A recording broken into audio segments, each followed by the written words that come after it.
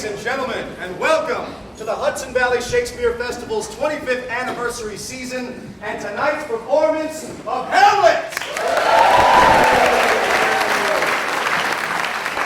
Now you may notice we have a couple of cameras stationed around here. We will be recording the performance tonight for archival purposes. However, in accordance with Actors' Equity, the use of recording devices or any taking of photographs by anything other than those cameras is strictly prohibited. Now the main exit to the tent is kind of anywhere between there and there. You should be good. However, these exits to my right and left, as well as these aisles down here and the platforms in the center section will be used by our actors throughout the show. So please, for safety's sake, keep your personal belongings, hats, jackets, wine glasses, and spouses out of those areas. Now, the bathrooms are located behind the center section, just across from the concessions tent. Now, in the event of inclement weather, we may briefly pause the show. If this happens, please just sit tight. We'll pause for a second and resume once the weather permits. Now, if you could do me a big favor right now, and perhaps at the beginning of intermission, and please, silence your cell phones. You saw that coming. Good. Now, if you like what you've seen tonight and would like to see more of it, please do take a moment to visit our donation table, or you can just look in the back of your program for other ways that you can help support Hudson Valley Shakespeare. Productions like this just wouldn't be possible were it not for the generous contributions of people just like yourself. So, thank you all so much for being with us tonight, and please enjoy tonight's performance of Hamlet!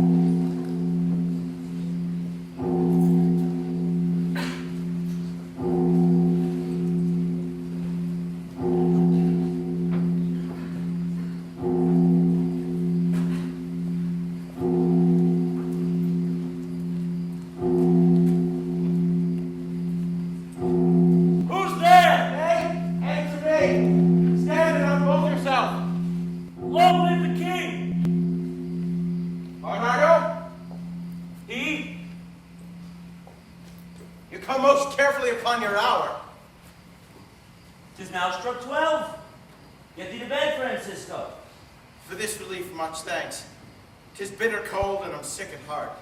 Have you had quiet guard? Not a mouse stirring. Well, good night. If you to be Horatio and Marcellus, the partners of my watch, bid them make haste. I think I hear them.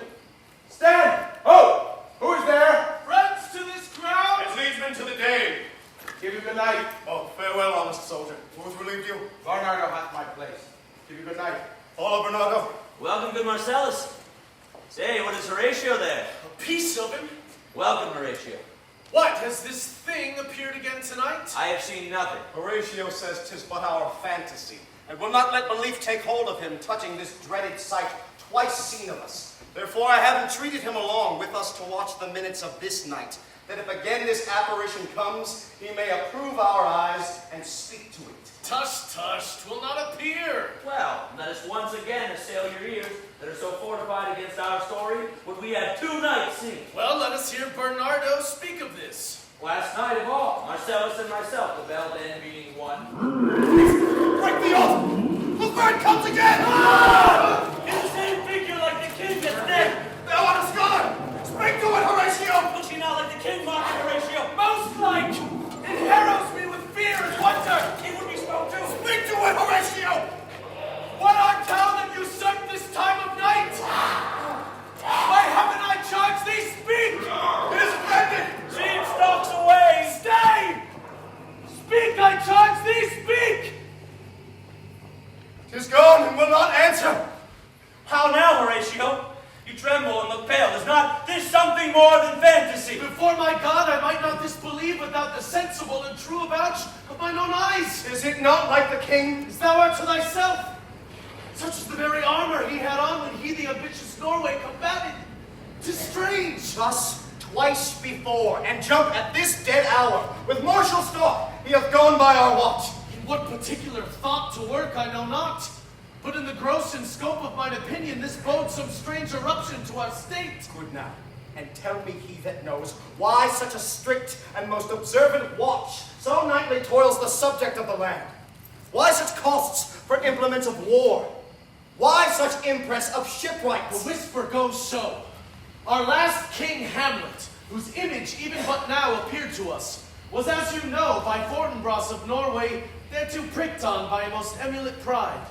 Dared to the combat in which our valiant Hamlet did slay this Fortinbras, who by sealed compact did forfeit with his life all these his lands.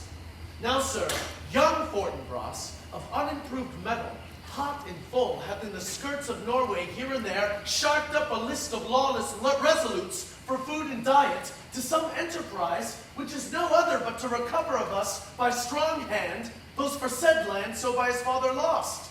And this, I take it, is the main motive of our preparations, the source of this our watch, and the chief head of this post-haste and rummage in the land. I think it be no other, but e'en so, that was and is the cause of these wars. No, the bird comes again! I'll cross it, though I blaspheme! Stay, illusion! If thou hast any sound or use of voice, speak to me! If there be any good thing to be done that may to thee do ease, or grace to me, speak to me. If thou art privy to thy country's fate, which haply for knowing may avoid, speak of it. Stay and speak.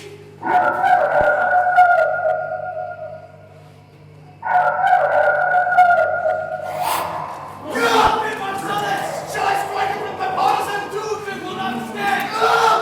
It is here. 'Tis here. 'Tis gone.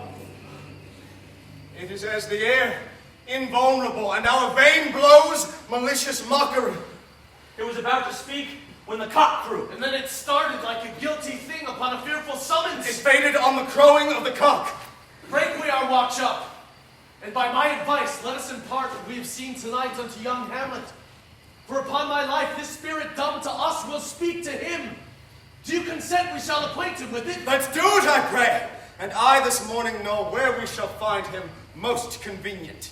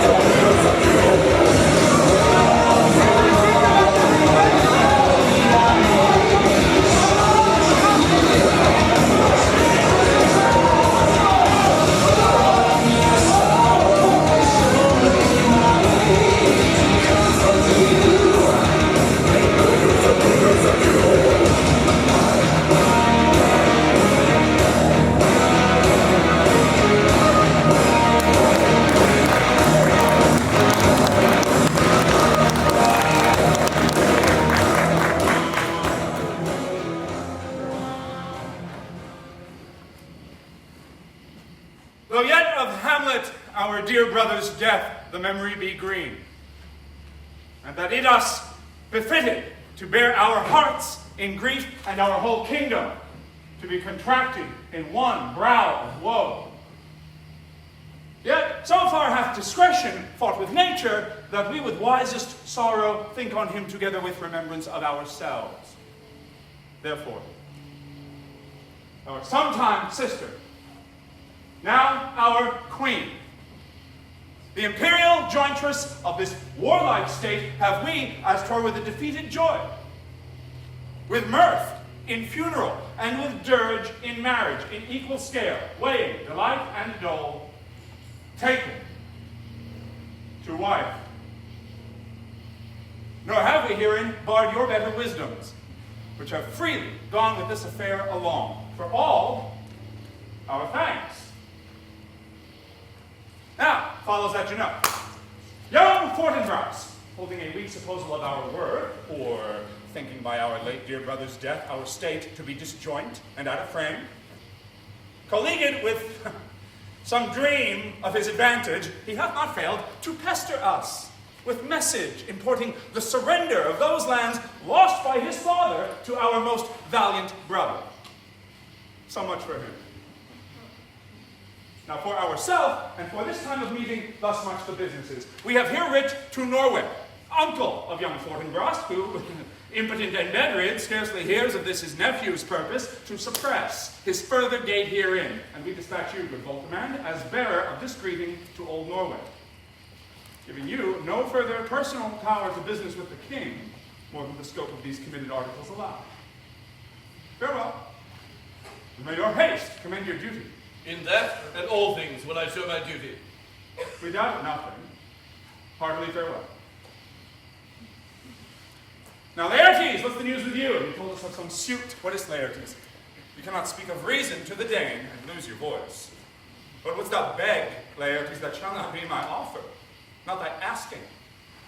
The head is not more native to the heart, the hand more instrumental to the mouth than is the throne of Denmark to thy father. What wouldst thou have, Laertes? My dread lord, your leave in favor to return to France, from whence though willingly I came to Denmark to show my duty in your coronation, yet I must confess, that duty done, my thoughts and wishes bend again towards France, and bow them to your gracious leave and pardon. Have you your father's leave? What says Polonius? He hath, my lord, wrung from me my slow leave by laborsome petition, and at last upon his will I sealed my heart consent. I do beseech you, give him leave to go. Take thy fair hour, Laertes. Time be thine, and thy best graces spend it at thy will. But now my cousin Hamlet, and my son. A little more than kin, and less than kind. How is it that the clouds still hang on you? Not so, my lord, I am too much in the sun.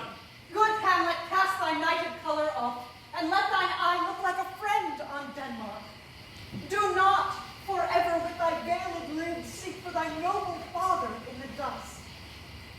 Thou know'st 'tis common. All that lives must die, passing through nature to eternity. Aye, madam, it is common. If it be, why seems it so particular with thee? Seems, madam, nay, it is, I know not seems. 'Tis not alone my inky cloak, good mother, nor customary suits of solemn black, together with all forms, moods, shapes of grief that can denote me truly. These indeed seem, for they are actions that a man might play, but I have that within which passes show. These but the trappings and suits of woe. 'Tis sweet and commendable in your nature, Hamlet, to give these morning duties to your father. But you must know your father lost a father. That father lost his, and the survivor bound in filial obligation for some term to do obsequious sorrow. But to persever in obstinate condolement is a course of impious stubbornness. 'Tis unmanly grief. It shows a will most incorrect to heaven. For what we know must be, and is as common as any, the most vulgar thing to sense. Why should we, in our peevish opposition, take it to heart? 'Tis a fault to heaven, a fault against the dead, a fault to nature, to reason, most absurd, whose common theme is death of fathers, and who still have cried, from the first corpse till he that died today, this must be so. We pray you, throw to earth this unprevailing woe, and think of us as of a father. But let the world take note. You are the most immediate to our throne. and with no less nobility of love than that which dearest father bears his son, do I impart toward you. For your intent in going back to school in Wittenberg, it is most retrograde to our desire, and we beseech you, bend you, to remain here in the cheer and comfort of our eye, our chiefest courtier cousin, and our son. Let not thy mother lose her prayers, Hamlet. I pray thee stay with us. Go not to Wittenberg. I shall in all my best obey you, madam. Well, it is a loving and a fair reply. Be as ourselves in Denmark. Come, madam. This gentle and unforced accord of Hamlet's sits smiling to my heart. Come away!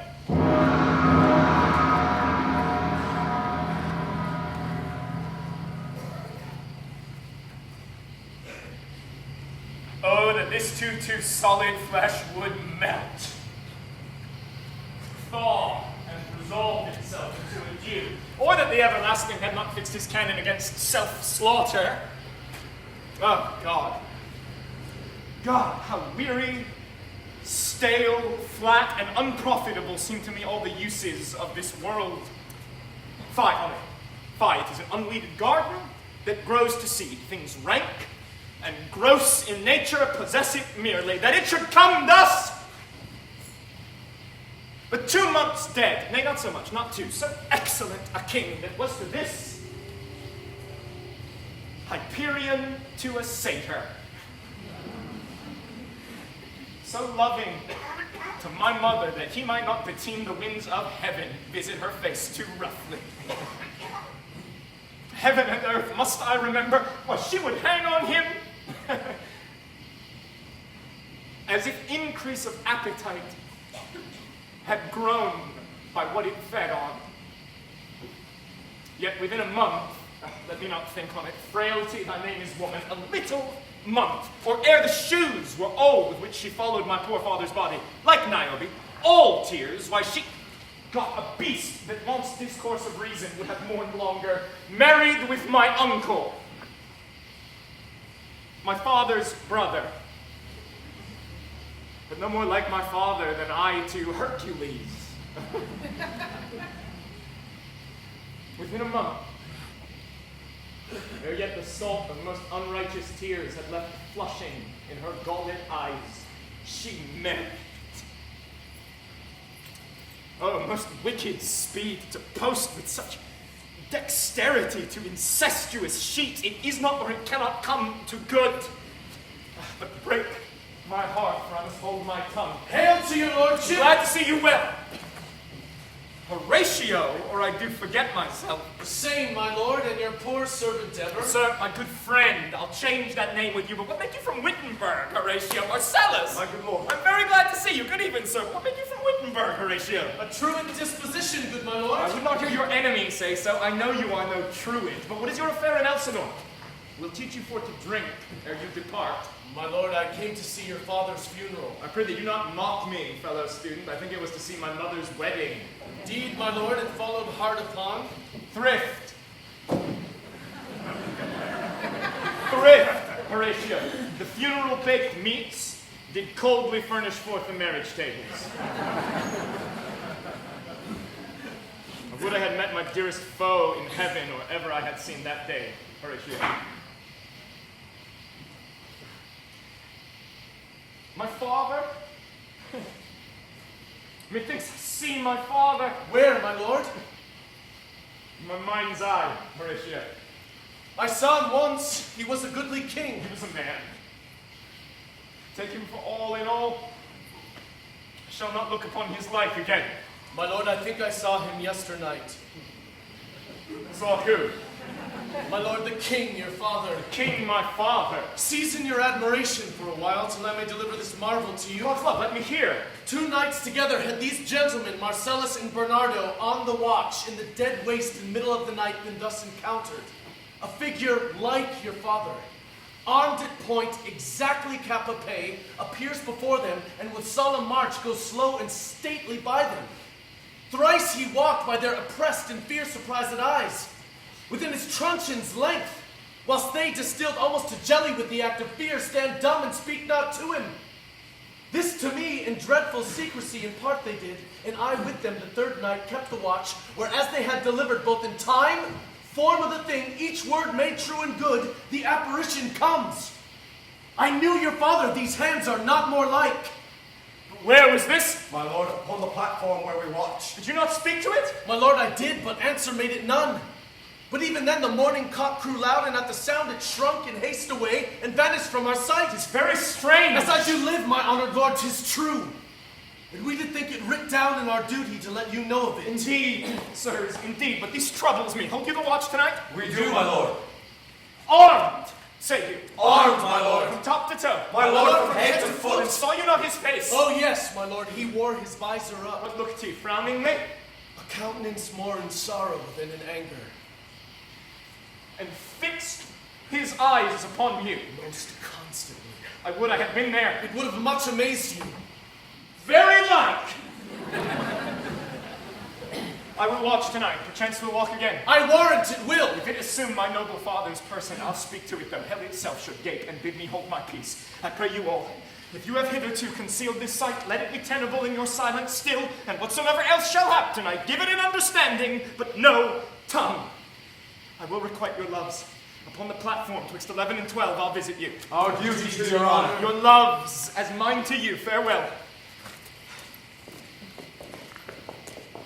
My father's spirit, in arms all is not well.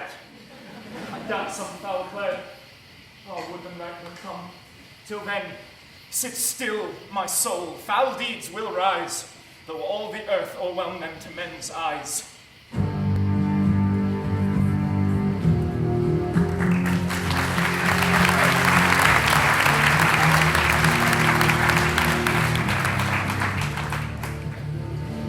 My necessaries are embarked. Farewell. Sister, as the winds give benefit and convey is assistant. Do not sleep, but let me hear from you. Do you doubt that?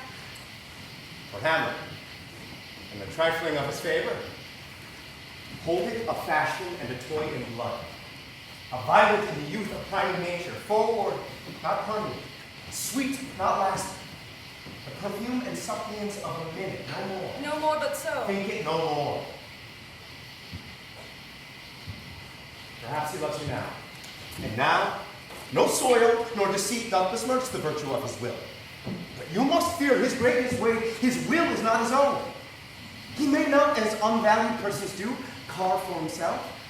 For on his choice depends the health and safety of this whole state whereof he is the head. Then, if he says he loves you, it fits your wisdom only so far to believe it as he in his particular act and place may get the same deed, which is no further than the main voice of Denmark goes with all. And wayward loss, your honor may sustain if with too credent ear you list of songs, or lose your heart. Or your chaste treasure open to his unmastered importunity. Fear it, Ophelia. Fear it, my dear sister. And keep you in the rear of your affections, out of the shot and danger of desire.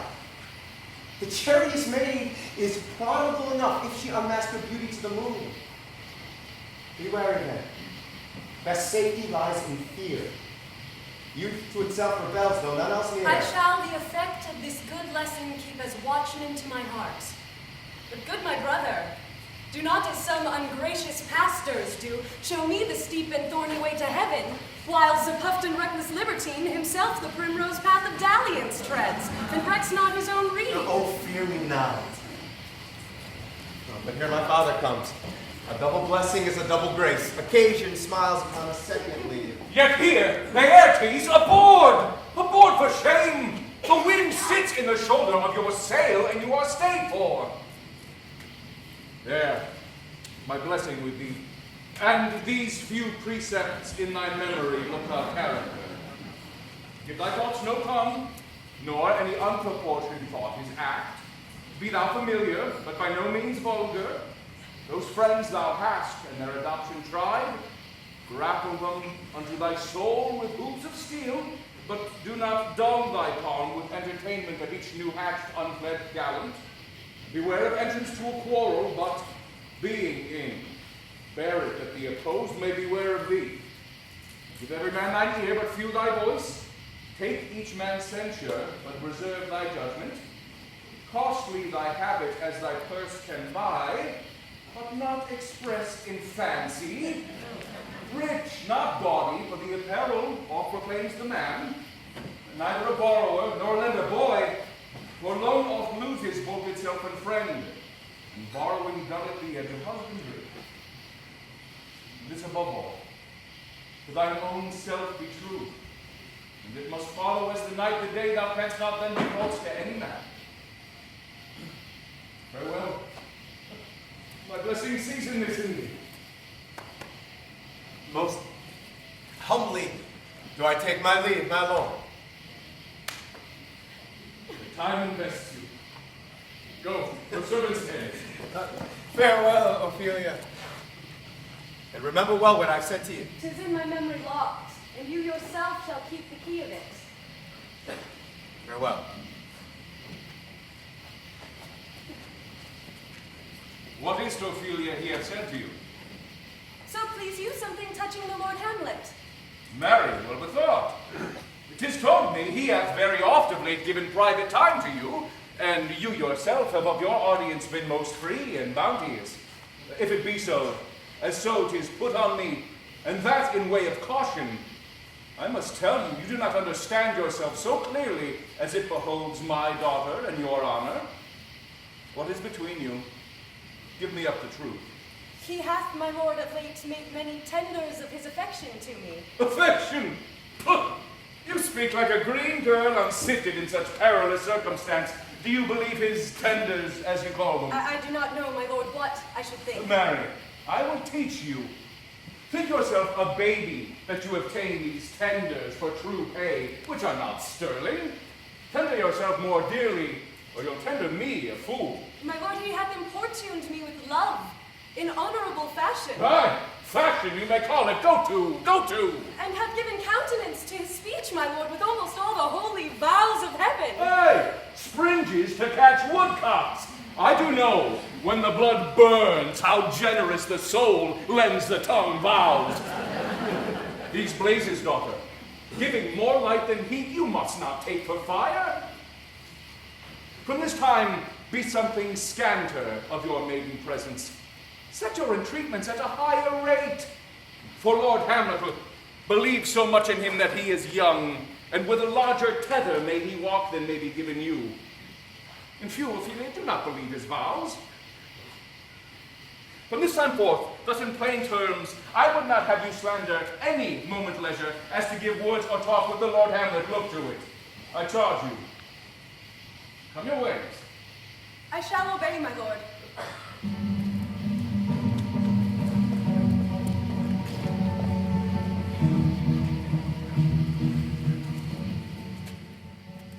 The air bites shrewdly, it is very cold.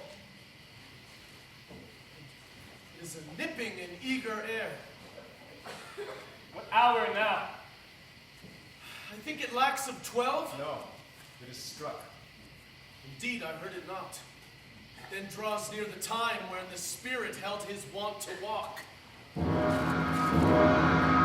does this mean, my lord? The king doth wake tonight and takes his rouse. And as he drains his draughts of Rhenish down, the kettle drum and trumpet thus bray out the triumph of his pledge. Is it a custom? Aye, marry, is it? But to my mind, though I am native here and to the manner born, it is a custom more honored in the breach than the observance. Look, my lord, it comes! Angels and ministers of grace defend us. Be thou a spirit of health, or a goblin damned, thou comest in such a questionable shape that I will speak to thee. I'll call thee Hamlet. King, Father, Royal Dane, oh, answer me! What should we do? It beckons you to go away with it, as if it's some apartment it desire to you alone. Look with what a courteous action it waves you to a more removed ground. But do not go with it. No, by no means. Will not speak, then I will follow it. Do not, my lord. What should we to fear? I do not set my life at a king's feet, and for my soul, what can it do to that, being a thing immortal as itself? It wakes me forth again, I'll follow it. What if it tempts you toward the flood, my lord, or to the dreadful summit of a cliff and draw you into madness? It wakes me still. Go on!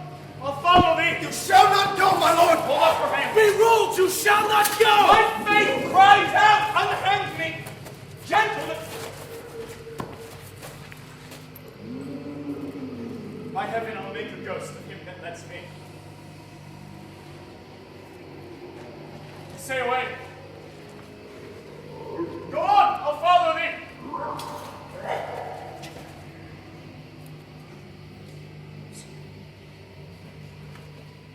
He waxes desperate with imagination. Let's follow. 'Tis not fit thus to obey him. Have after, to what issue will this come? Something is rotten in the state of Denmark.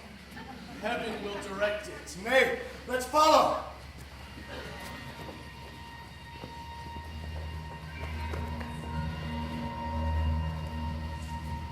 Whither wilt thou lead me? Speak, I'll go no further. Ah, Mark me. I will. My hour is almost come, when I to sulphurous and tormenting flames must render up myself. Alas, poor ghost. Pity me not, but lend thy serious hearing to what I shall unfold. Speak, I am bound to hear. So art thou to revenge when thou shalt hear. What? I am thy father's spirit, doomed for a certain term to walk the night, and for the day, confined to fast in fires till the foul crimes done in my days of nature are burnt and purged away. But that I am forbid to tell the secrets of my prison house, I could a tale unfold whose lightest word would harrow up thy soul and freeze thy young blood. But this eternal blazon must not be told to ears of flesh and blood. List!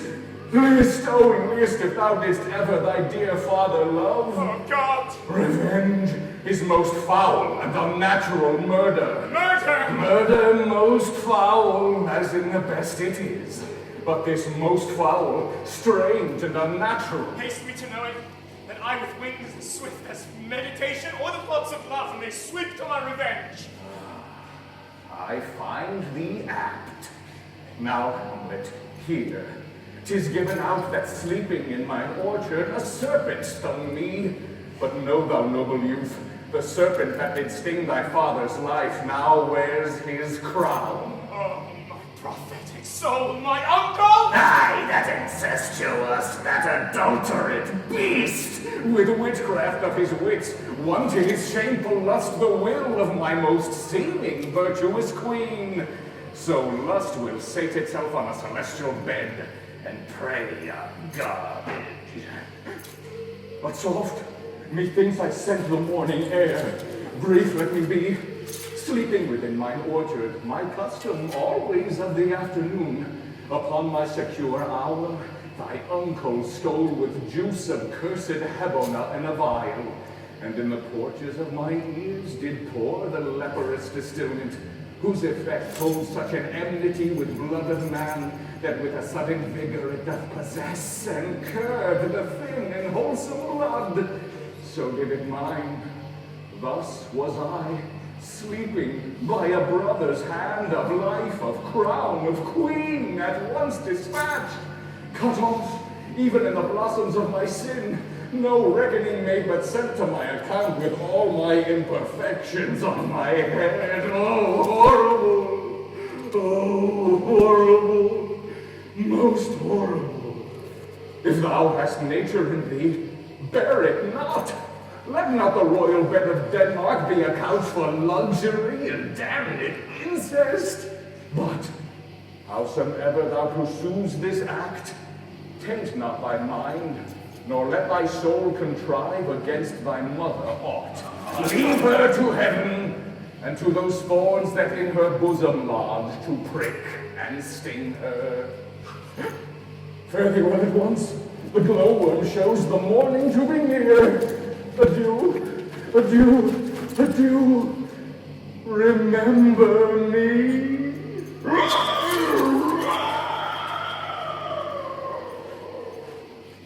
Oh, all you host of heaven,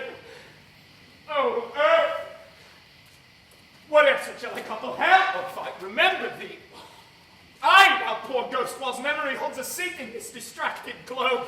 Remember me. I, from the table of my memory, I'll wipe away all trivial, fond records, and thy commandment all alone shall live in the book and volume of my brain, unmixed with baser matter. Yes, by heaven!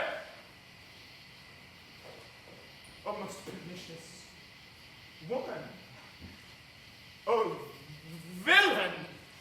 Villain, smiling, damned and villain, that one may smile and be a villain!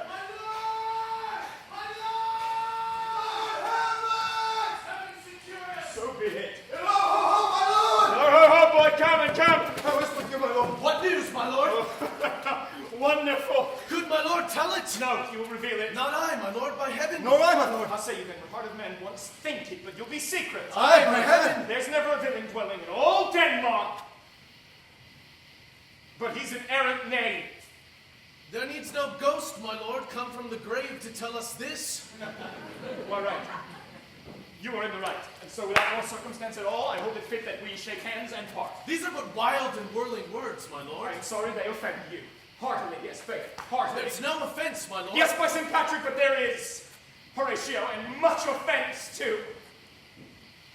The touching this vision here, it is an honest ghost, that let me tell you, for your desire to know what is between us, or master it as you may.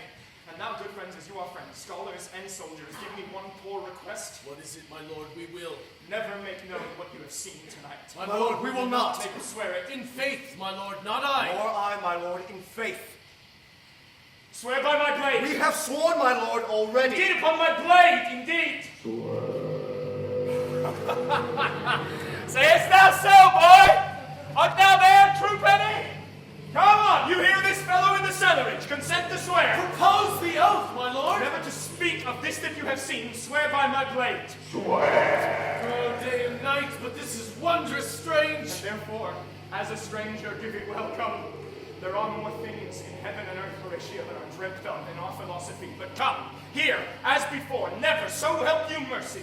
How strange or odd soe'er I bear myself, as I perchance hereafter shall think meet to put an antic disposition on, that you, at such time seeing me, never shall with arms encumbered thus, or this head shake by such ambiguous giving out to show that you know aught of me, this not to do.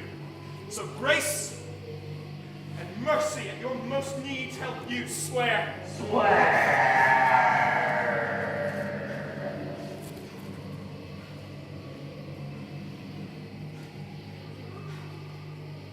Rest.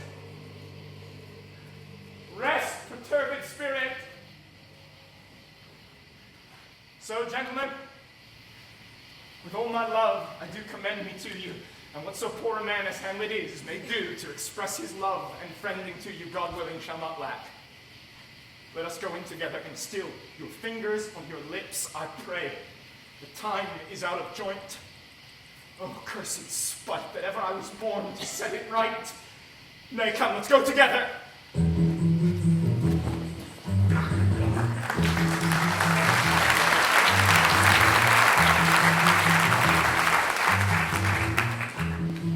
Give him this monies and these notes, Ronaldo. I will, my lord. You do marvelous wisely, good Ronaldo, before you visit him, to make inquire of his behavior. My lord, I did intend it. Very well said. Very well said. Look you, sir. Inquire me first what Danes there are in Paris, and how and who, what means, where they keep, what company, at what expense, and finding by this encompassment and drift of question that they do know my son, come you more nearer. Take you as 'twere some distant knowledge of him, as thus. I know his father and his friends, and in part him. Do you mark this, Ronaldo? Very well, my lord. And in part him, but you may say, not well. But if it be he I mean, he's very wild, addicted, so-and-so. And there put on him what forgeries you please. But marry, none so rank as may dishonor him, take heed of that. But, sir, such wanton, wild, and usual slips as our companions noted, and most known to youth and liberty. As gaming, my lord? Aye, or drinking, swearing, fencing, quarreling, drabbing. You may go so far. My lord, that would dishonor him. The faith as you may season it in the charge, And you must not put another scandal on him that he is open to incontinency. That's not my meaning. But breathe his faults so quaintly that they may seem the taints of liberty, the flash and outbreak of a fiery mind. But my good lord, Wherefore should you do this? my lord, I would know that. Marry, sir, here's my drift, and I believe it is a fetch of wit.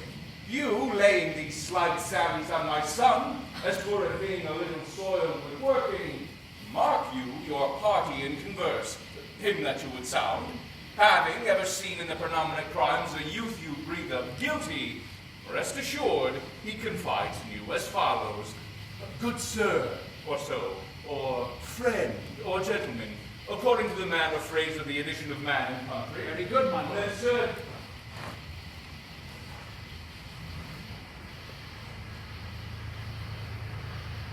what was I about to say? The master was about to say something. Where did I leave? Confides in you as That confides in you as follows. Aye, Mary, he confides thus. Well, I know the gentleman. I saw him yesterday, or the other day, and as you say, there was a gaming. Or perchance I saw him enter such a house of sale. With delicate a brothel, or so forth. Now, see you now, your bait of falsehood, take this carp of truth, and thus do we of wisdom and of reach, by indirections, find directions out. So by my former lecture and advice shall you, my son. You have me, have you not? My lord, I have. Doth I fare you well? Good, my lord. Observe his inclination yourself, I shall, my lord. and let him ply his music. Well, my lord. Farewell. Now, Ophelia, what's the matter? Oh, my lord, I have been so frightened. With what in the name of God? Oh, my lord, as I was sewing in my closet, Lord Hamlet, with his doublet all embraced, no hat upon his head, his stockings fouled, ungartered, and down gibed to his ankle, pale as his shirt, his knees knocking each other, and with a look so piteous in purport, as if he had been loosened out of hell to speak of horrors, he comes before me. Mad for thy love. My lord, I do not know, but truly I do fear it. But what said he? He took me by the wrist and held me hard. Then goes he to the length of all his arm, and with his other hand thus o'er his brow, he falls to such perusal of my face as he would draw it. Long stayed he so. At last a little shaking of mine arm, and thrice his head thus waving up and down, he raised a sigh so piteous and profound as it did seem to shatter all his bulk, and end his being. That done, he lets me go, and with his head over his shoulder turned, he seemed to find his way without his eyes. For out of doors he went, without their helps, and to the last he bended their light on me. Come, go with me. I will go seek the king. This is the very ecstasy of love, whose violent property foredoes itself, and leads the will to desperate undertakings. I'm sorry. What, have you given him any hard words of late? No, my good lord, but as you did command, I did repel his letters and deny his access to me. That hath made him mad. I am sorry that with better heed and judgment I had not quoted him. I feared he did but trifle and meant to rack thee. But shrew my jealousy, it is as proper to our age to cast beyond ourselves in our opinions, as it is as common for the younger sort to lack discretion. Come, go we to the king, this must be known. Come!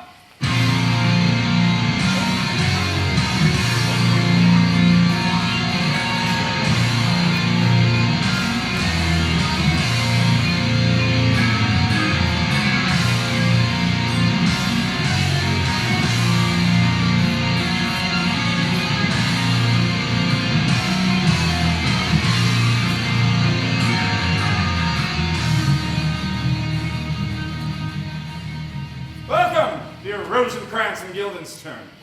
Moreover, that we much did long to see you, the need we have to use you, did provoke our hasty sending. Something have you heard of Hamlet's transformation? What it should be, more than his father's death, that thus has put in so much from the understanding of himself, I cannot dream of. I entreat you, both, that being of so young days brought up with him, and since so neighbored to his youth and behavior, that you vouchsafe your rest here in our court some little time, so by your companies to draw him on to pleasures, and to gather so much as from occasion you may glean, whether aught to us unknown afflicts him thus, that opened lies within our remedy. Good friends, he hath much talked of you. And sure I am to souls, there is not living to whom he more adheres. If it will please you to show us so much gentry and goodwill as to expend your time with us a little while for the supply and profit of our hope, this visitation shall receive such thanks as fits a king's remembrance. Oh, your majesties, my sovereign power, your majesties, put your dread sovereign power you have asked, put your dread But we both obey, and here give up ourselves in the full bent to lay our service freely at your feet. We command. Thanks, Rosencrantz, and gentle Thanks, ladies. Rosencrantz. Thanks, Guildenstern and gentle Rosen. Thanks, Guildenstern and gentle Rose. And now I beseech you, And now instantly to I visit my beseech too much changing son. Instantly to visit my Go, some of you, and bring these gentles to where Hamlet is. Go, some Heavens of you, make and our bring these presence gentles and our to where practices pleasant and helpful. Aye. Amen. Aye. Amen. Ambassador from Norway, my good lord, is joyfully returned. Norway, my good lord, From the father of good news. Have I, my lord? I assure my good liege, I hold my duty as I hold my soul, to my God and to my gracious king. And I do think that I have found the very cause of Hamlet's lunacy. That do I long to hear. First, give admittance to the ambassador. My news shall be the fruit to that great feast. Myself to grace to him, bring him in.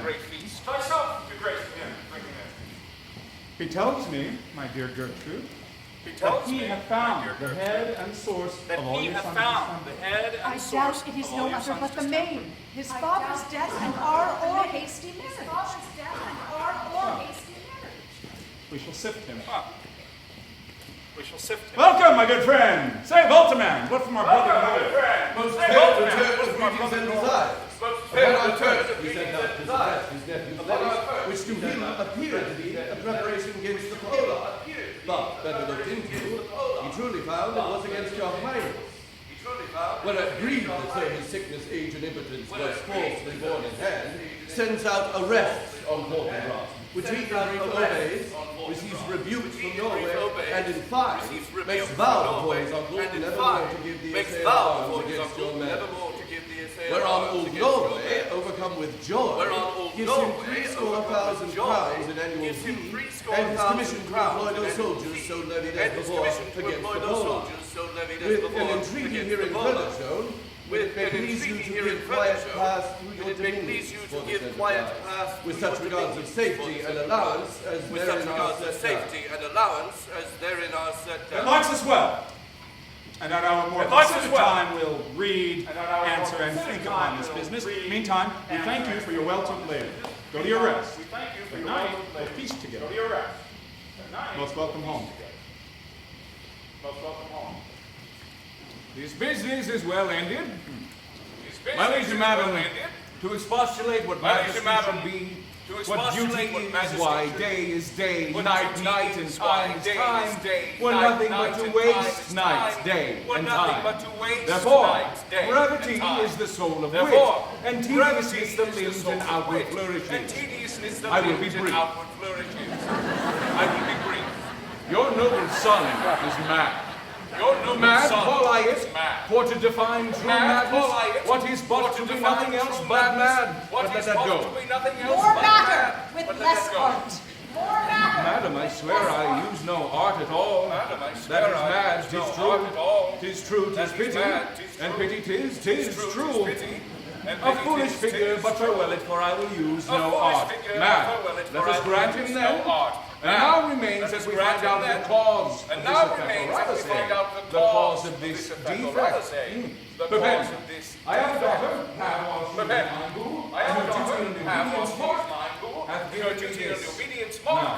hath given me this.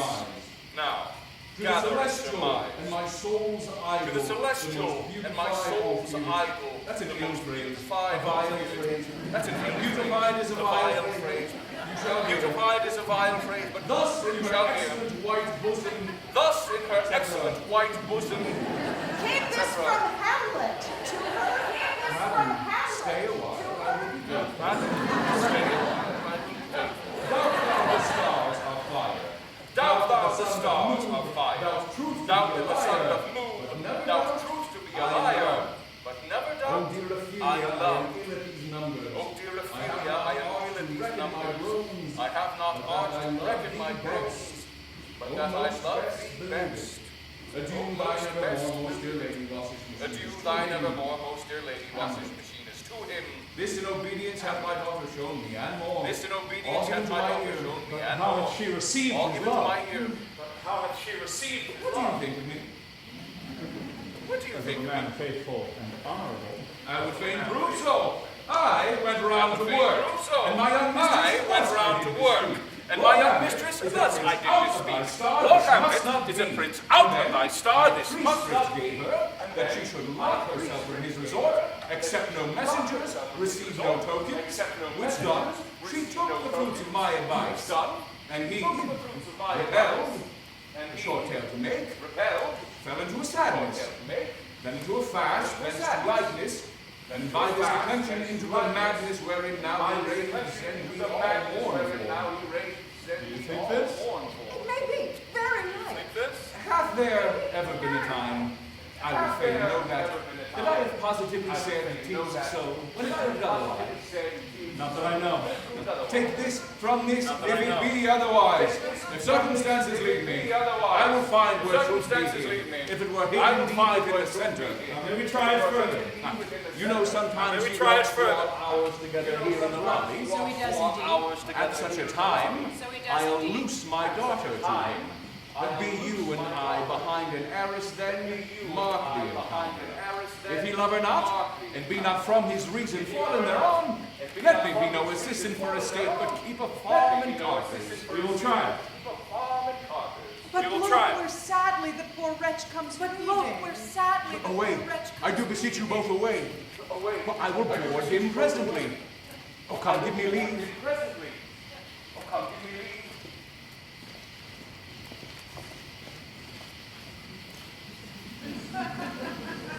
How does my good Lord Hamlet? Well, God of mercy. Do you know me, my lord? Excellent well, you are a fishmonger. Not I, my lord. Then I would you were so honest a man. Honest, my lord? I, sir, and to be honest as this world goes is to be one man picked out of 10,000. That's very true, my lord. For if the sun breed maggots in a dead dog, being a good kissing carrion. Have you a daughter? I have, my lord. Let her not walk in the sun. Conception is a blessing, but as your daughter may conceive, friend, look to it. How say you by that? Still harping on my daughter. Yet he knew me not at first. He said I was a fishmonger. Oh, he's far gone. But truly, in my youth, I suffered much extremity for love, very near this.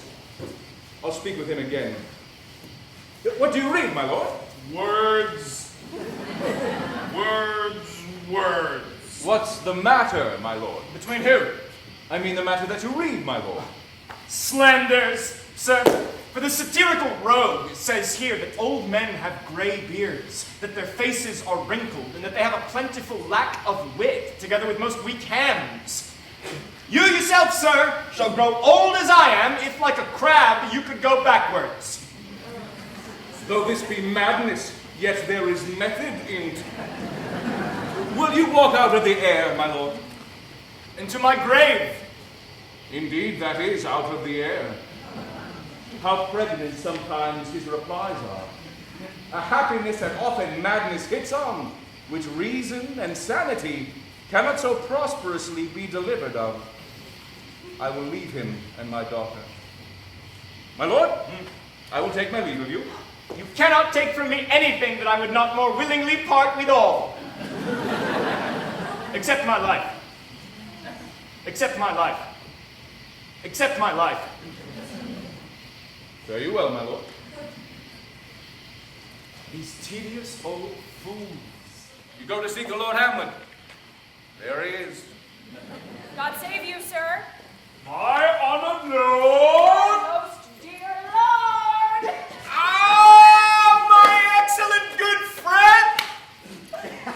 How dost thou, Guildenstern?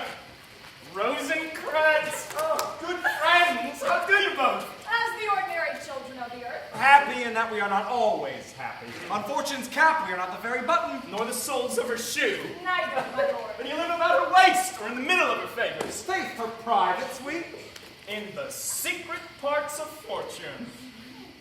Most true, she is a strumpet, but news! None, my lord, but the world's grown honest. Then is doomsday near, but your news is not true. But let me question more in particular. What have you, my good friends, deserved at the hands of fortune that she sends you to prison hither? Prison, my lord? Denmark's a prison. That is the world one. A goodly one, in which there are many confines, wards, and dungeons, Denmark being one of the worst. Not so, my lord. Why, then 'tis none to you. For there is nothing either good or bad, but thinking makes it so. To me, it is a prison. Why, then your ambition makes it one. It is too narrow for your mind. Oh, God, I could be bounded in a nutshell and count myself a king of infinite space were it not that I have bad dreams. Which dreams indeed are ambition. A dream itself is but a shadow. Shall we to the court? By my faith, I cannot reason. We'll wait upon you. In such matter, I will not sort you with the rest of my servants, but in the beaten way of friendship, what make you at Elsinore? To visit you, my lord, no other occasion. Beggar that I am ever poor in thanks, but I thank you. Were you not sent for? Is it your own inclining? Is it a free visitation? Come, deal justly with me. Come, they speak! Well, what should we say, my lord? Anything but to the purpose. You were sent for. And you have a kind of confession in your looks, which your modesties have not craft enough to color. I know the good king and queen have sent for you. To what end, my lord? That you must teach me. But let me conjure you by the rights of our fellowship, by the consonancy of our youth, be even and direct with me whether you were sent for or no. What say Nay, then, I have an eye of you. If you love me, hold not off. My lord, we were sent for. I will tell you why. So shall my anticipation prevent your discovery, and your secrecy to the king and queen mold no feather. I have of late, but wherefore I know not, lost all my mirth. Forgone all custom of exercises, and indeed it goes so heavily with my disposition that this goodly frame, the earth, seems to me a sterile promontory. This most excellent canopy, the air. Look you, this brave overhanging firmament, this majestical roof fretted with golden fire, why it appeareth to me nothing but a foul and pestilent congregation of vapors. What piece of work is a man? How noble in reason, how infinite in faculties, in form, and moving, how express and admirable in action, how like an angel in apprehension, how like a god, the beauty of the world, the paragon of animals, and yet to me, what is this quintessence of dust? Man delights not me. No, no, woman neither, though by your smiling you seem to say so. My lord, there was no such stuff in my thoughts. Why did you laugh then when I said man delights not me? To think, my lord, if you delight not in man, what luncheon entertainment the players shall receive from you. We pass them on the way, and hither are they coming to offer you service. What players are they? Even those you were wont to take such delight in, the tragedians of the city. There are the players. Oh, welcome! Friends, welcome. Come to your hands, then. Come to your hands. You are welcome to Elsinore. But my uncle, father, aunt, mother are deceived. In what, my lord? I am but mad north-northwest. When the wind is southerly, I know a hawk from a handsaw. Well be with you, gentlemen. I will prophesy he comes to tell me of the players. Mark it. My lord, I have news to tell you. My lord, I have news to tell you. When Roscius was an actor in Rome. The actors are come hither, my lord. Buzz! Buzz! Upon my honor, the best actors in the world, either for tragedy, comedy, history, pastoral comical, historical pastoral, scene indivisible, or poem unlimited. Seneca cannot be too heavy, nor Plautus too light. These are the only men. Welcome, masters! You are welcome all! Old friend, I am glad to see thee well. Welcome, good friend. Oh, friend, well, that face is balanced since I saw thee last. What, my young lady and mistress? Welcome, masters. You're welcome all. We'll have a speech straight. Come, give us a taste of your quality. Come, a passionate speech. What speech, my good lord? Oh, I heard thee speak me a speech once, but it was never acted. Or if it was not above once. For the play, I remember. Please not the million. It was caviar to the general. One speech in it I chiefly loved. It was Aeneas' talk to Dido, and thereabout a bit, especially when he speaks of Priam's slaughter. If it live in your memory, begin at this line. Let me see. Let me see. The rugged Pyrrhus, like the Hyrcanian beast. Is not so? Begins with Pyrrhus. The rugged Pyrrhus, he whose sable arms, black as his purpose, did the knight resemble when he led couching in the ominous horse, hath now this dread and black complexion smeared with heraldry more dismal, head to foot. Now is he total fools, horridly tricked with blood of father.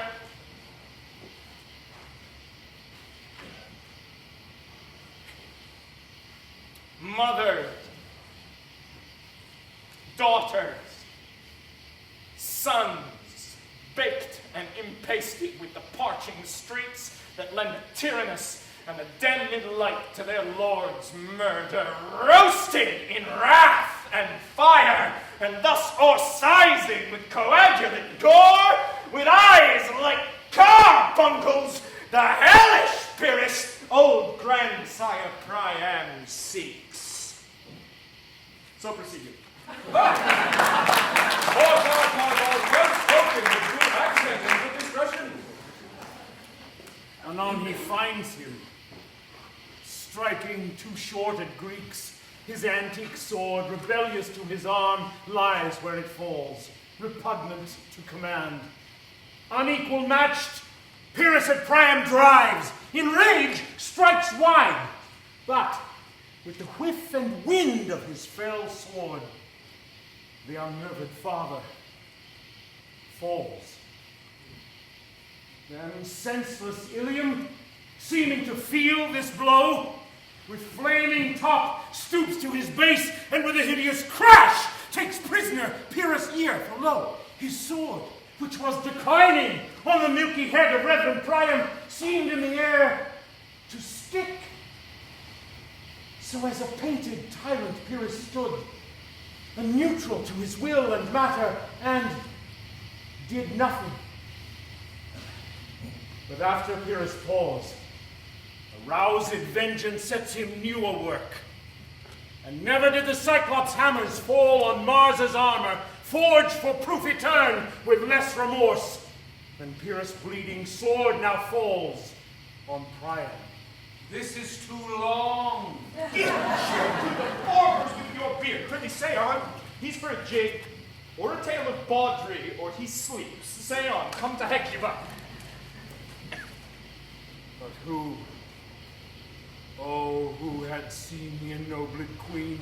Ennobled queen. That's good. Run barefoot up and down, threatening the flames with blinding tears, a clout upon that head where late the diadem stood, and for a robe about her lank and all o'er-teemid loins, a blanket in the alarm of fear caught up, who this had seen, with tongue in venom steeped, 'gainst fortune's state would treason have pronounced.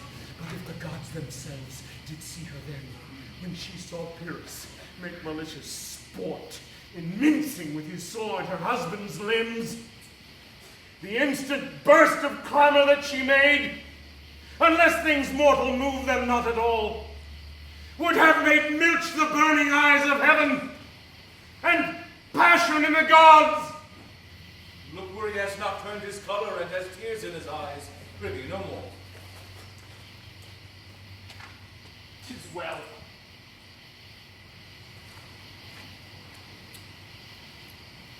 I'll have thee speak out the rest of this soon. Good my lord, will you see the players well bestowed? Here, let them be well used, for they are the abstract and brief chronicles of the time after your death. You would better have a bad epitaph than their ill report while you live. My lord, I will use them according to their desert. God's blocking man much better. Use every man according to his desert, and who shall escape whipping. Use them after your own honor. And dignity, the less they deserve, the more merit is in your bounty. Take them in. Come, sirs. Follow him, friends. We'll hear a play tomorrow night. Let's not hear me, old friend. Can you play the murder of Gonzaga? My lord? We'll have it tomorrow night. You could, for need, study a speech of some dozen lines or 16 lines, which I would set down and insert in it, could you not? My lord. Very well. Very well. Follow that, Lord. And look you, mock him not.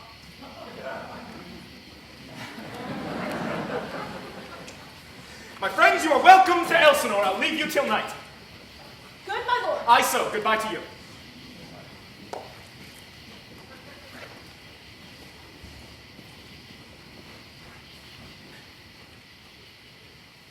Now I am alone. Oh, what a rogue and peasant slave am I. Is it not monstrous that this player here, but in a fiction, a dream of passion, could force his soul so to his own conceit that from her working all the visage waned, tears in his eyes, distraction in his aspect, a broken voice, and his whole function suiting with forms to his conceit, and all for nothing! For Hecuba!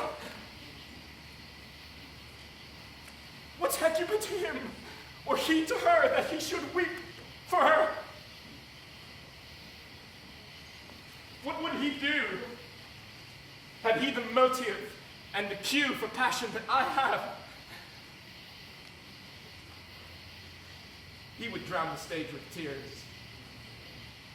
and cleave the general ear with horrid speech, make mad the guilty, and appall the free, confound the ignorant, and amaze indeed the very faculties of eyes and ears. Yet I, a dull and muddy-mettled rascal, peak, like Jonah dreams, unpregnant of my cause, and can say nothing, no, not for a king upon whose property and most dear life a damned defeat was made. Am I a coward?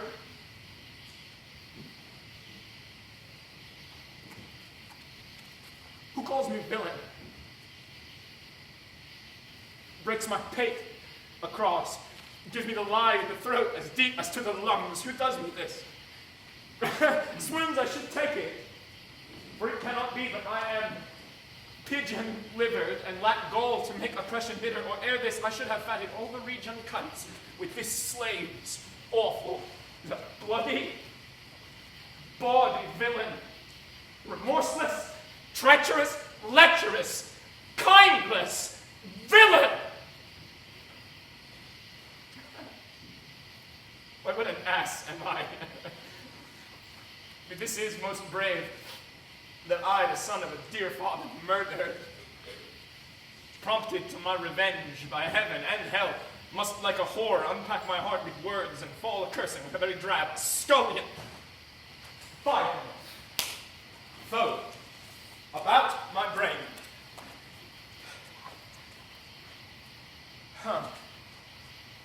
I have heard that guilty creatures sitting at a play have by the very cunning of the scene been struck so to the soul that presently they have proclaimed their malefactions. For murder, though it have no tongue, will speak with most miraculous organ. I'll have these players play something like the murder of my father before mine uncle. I'll observe his looks. I'll tempt him to the quick if he but blench. I know my course. The spirit that I have seen may be the devil. And the devil hath power to assume a pleasing shape, yea, and perhaps out of my weakness and my melancholy, as he is very potent with such spirits, abuses me to damn me. I'll have grounds more relative than this. The play's the thing wherein I'll catch the conscience of the king.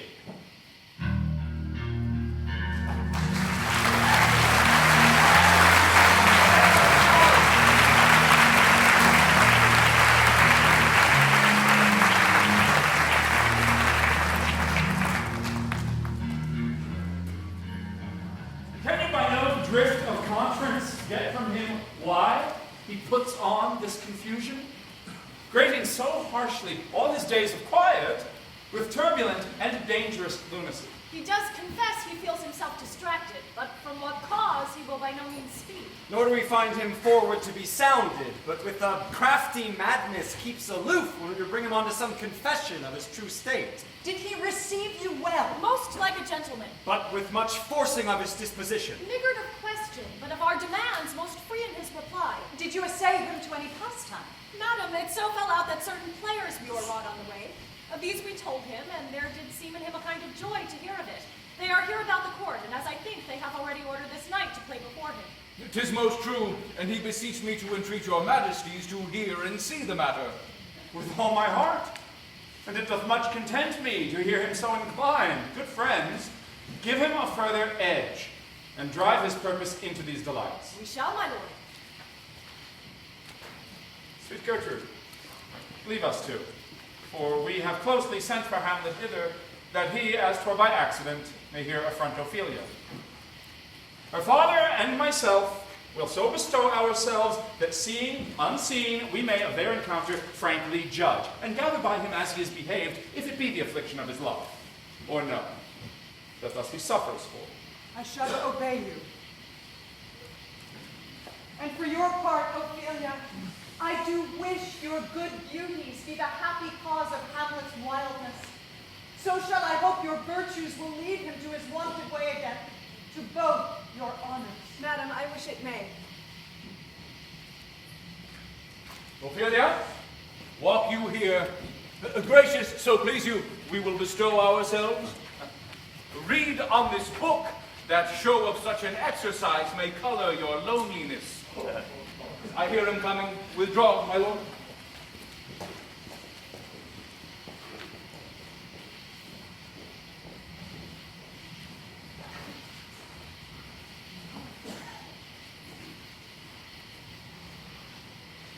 To be or not to be, that is the question.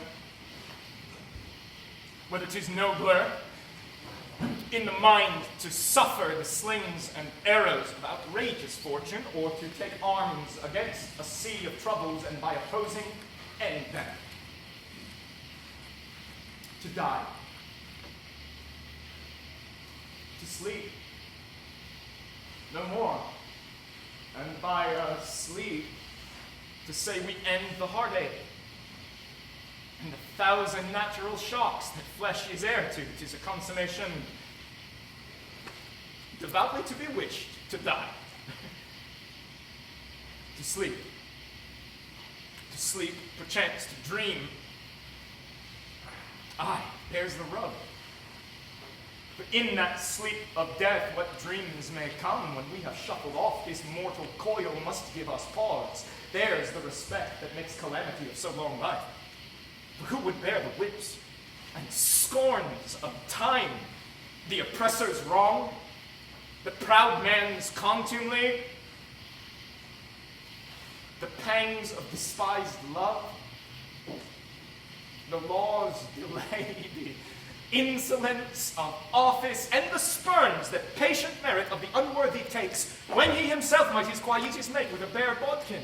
Who would fardels bear to grunt and sweat under a weary life, but that the dread of something after death, the undiscovered country from whose bourne no traveler returns, puzzles the will, and makes us rather bear those ills we have,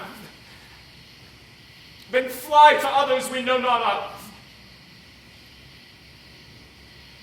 Thus, conscience does make cowards of us all.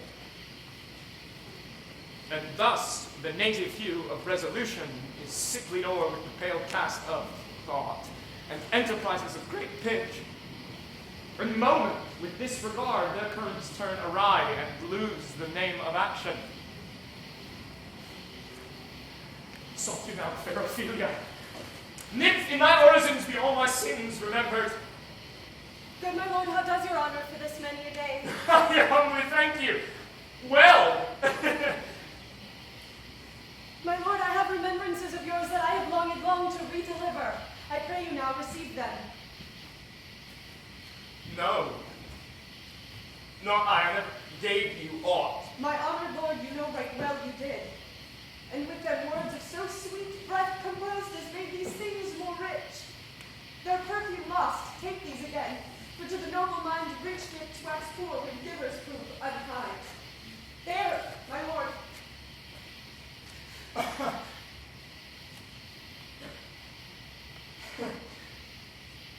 Are you honest? My lord? Are you fair? What needs your lordship? That if you be honest and fair, you should admit no discourse to your beauty. Could beauty, my lord, have better commerce than with honesty? Aye, truly, for the power of beauty will sooner transform honesty from what it is to a bawd than the force of honesty can translate beauty into his likeness. This was sometime a paradox, but now the time gives it proof. I did love you once.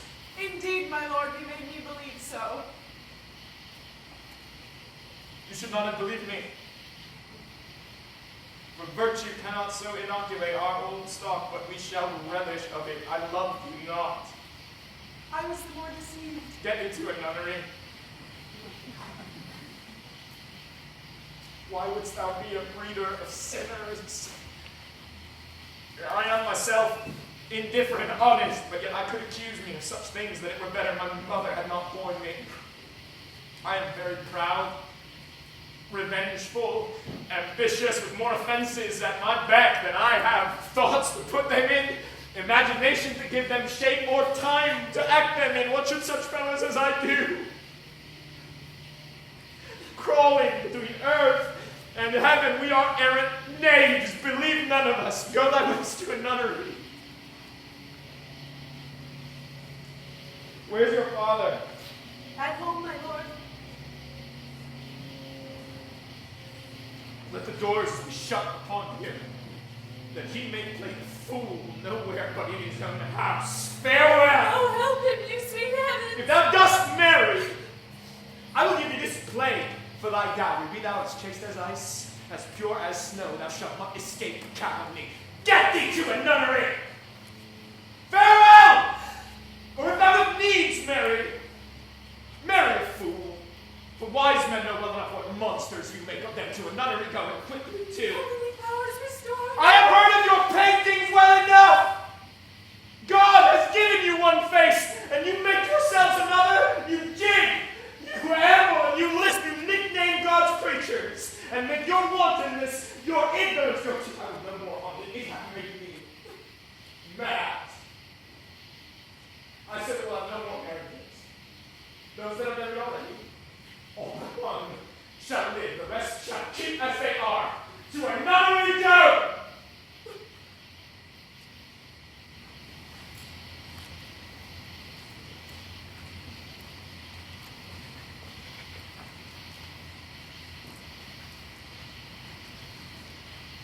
Oh, what a noble mind is here o'erthrown.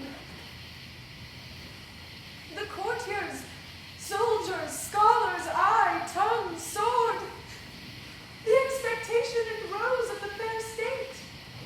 The glass of fashion and the mold of form, the observed of all observers, quite down. And I, ladies most deject and wretched, that sucked the honey of his music vows, now see that noble and most sovereign reason, like sweet bells jangled out of time and harsh, that unmatched form and stature of blown youth blasted with ecstasy. Oh, woe is me! To see what I have seen, see what I see.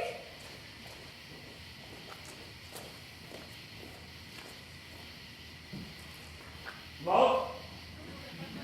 His affections do not that way tend.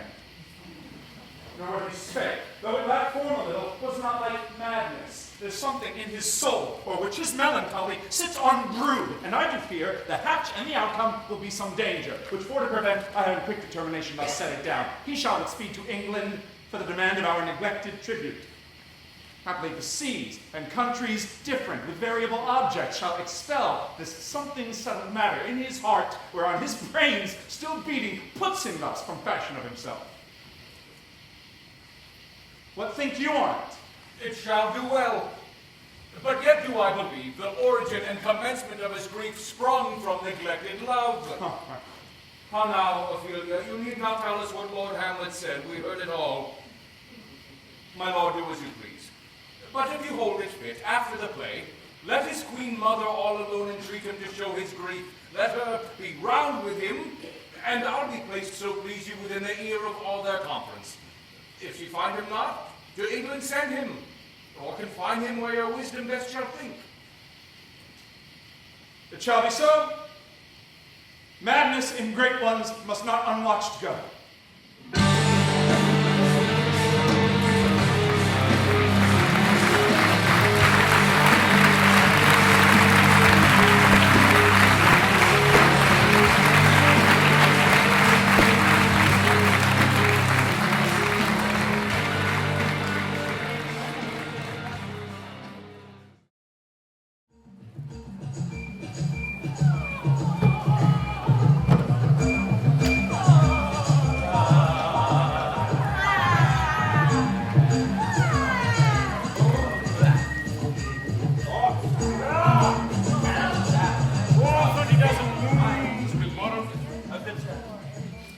Speak the speech, I pray you, as I pronounced it to you, trippingly on the tongue, but if you mouth it, as many of our players do, I had as lief the town crier spoke my lines, nor do not saw the air too much with your hand.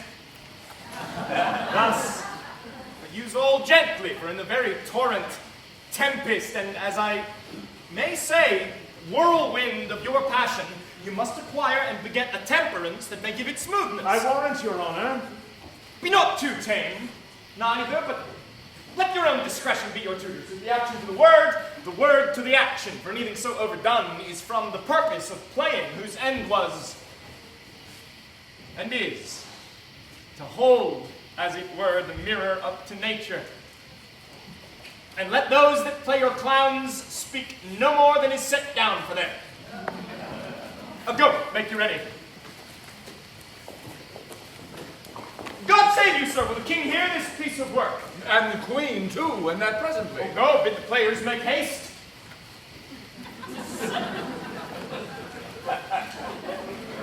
Will you two help to hasten them? Aye, my lord.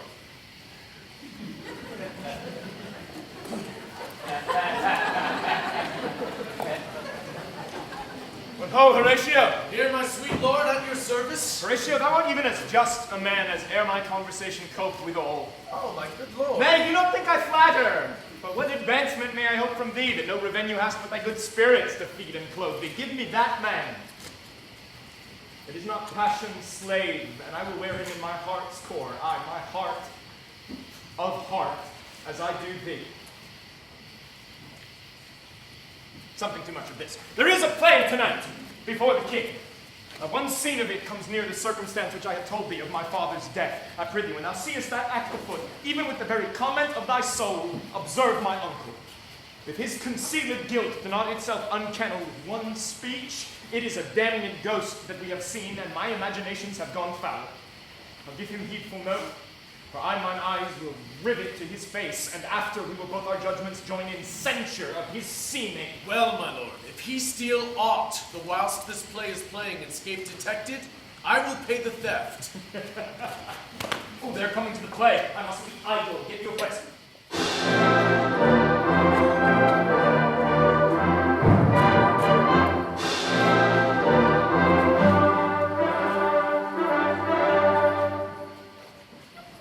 How fares our cousin Hamlet? Excellent, in fact. Of the chameleon's dish, I eat the air. Promise, cram. You cannot feed capon so. I have nothing with this answer, Hamlet. These words are not mine. Nor mine now, my lord.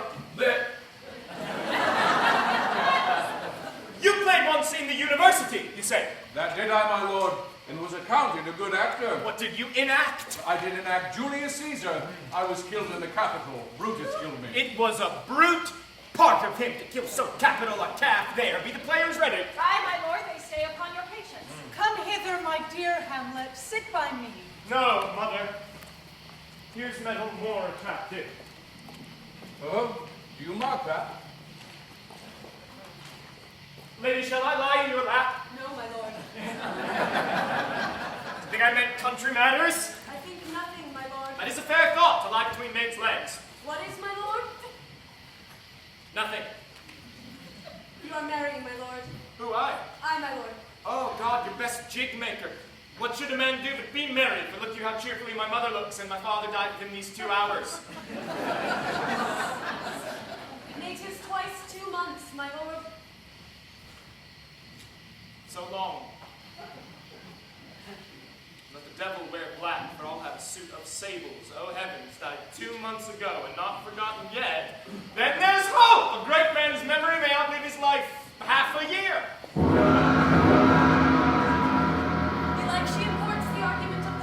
We shall know by this lady. The players cannot keep counsel. They'll tell all. Will she tell us what this show means? Ah, or any show that you will show her. You are not. You are not. I mark the play. For us and for our tragedy, here stooping to your clemency, we beg your hearing patiently.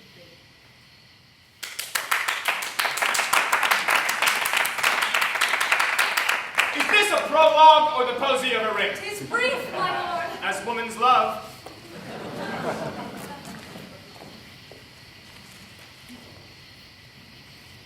Full 30 moons with borrowed sheen about the world have times 1230s been, since love our hearts and Hymen did our hands unite commutual in most sacred bands. So many journeys may the sun and moon make us again count o'er ere love be done. But woe is me. You are so sick of late, so far from cheer and from our former state that I distrust you. Yet though I discomfort you, my lord, it nothing must. Faith, I must leave thee, love, and shortly too. My operant powers their functions leave to do, and thou shalt live in this fair world behind, honored, beloved, and haply one as kind, for husband shalt thou— Oh, confound the rest! Such love must needs be treason in my breast. In second husband let me be accursed. None wed the second except who killed the first. That's wormwood. A second time I kill my husband dead, when second husband kisses me in bed. I do believe you think what now you speak, but what we do determine, oft we break. So think thou wilt no second husband wed, but die thy thoughts when thy first lord is dead. Both here and hence pursue me lasting strife, if once a widow, ever I be wife. She should break it now. She is deeply sworn. Sweet, leave me here a while. My spirits grow dull, and fain I would beguile the tedious day with sleep. Sleep rock thy brain, and never come mischance between us twain.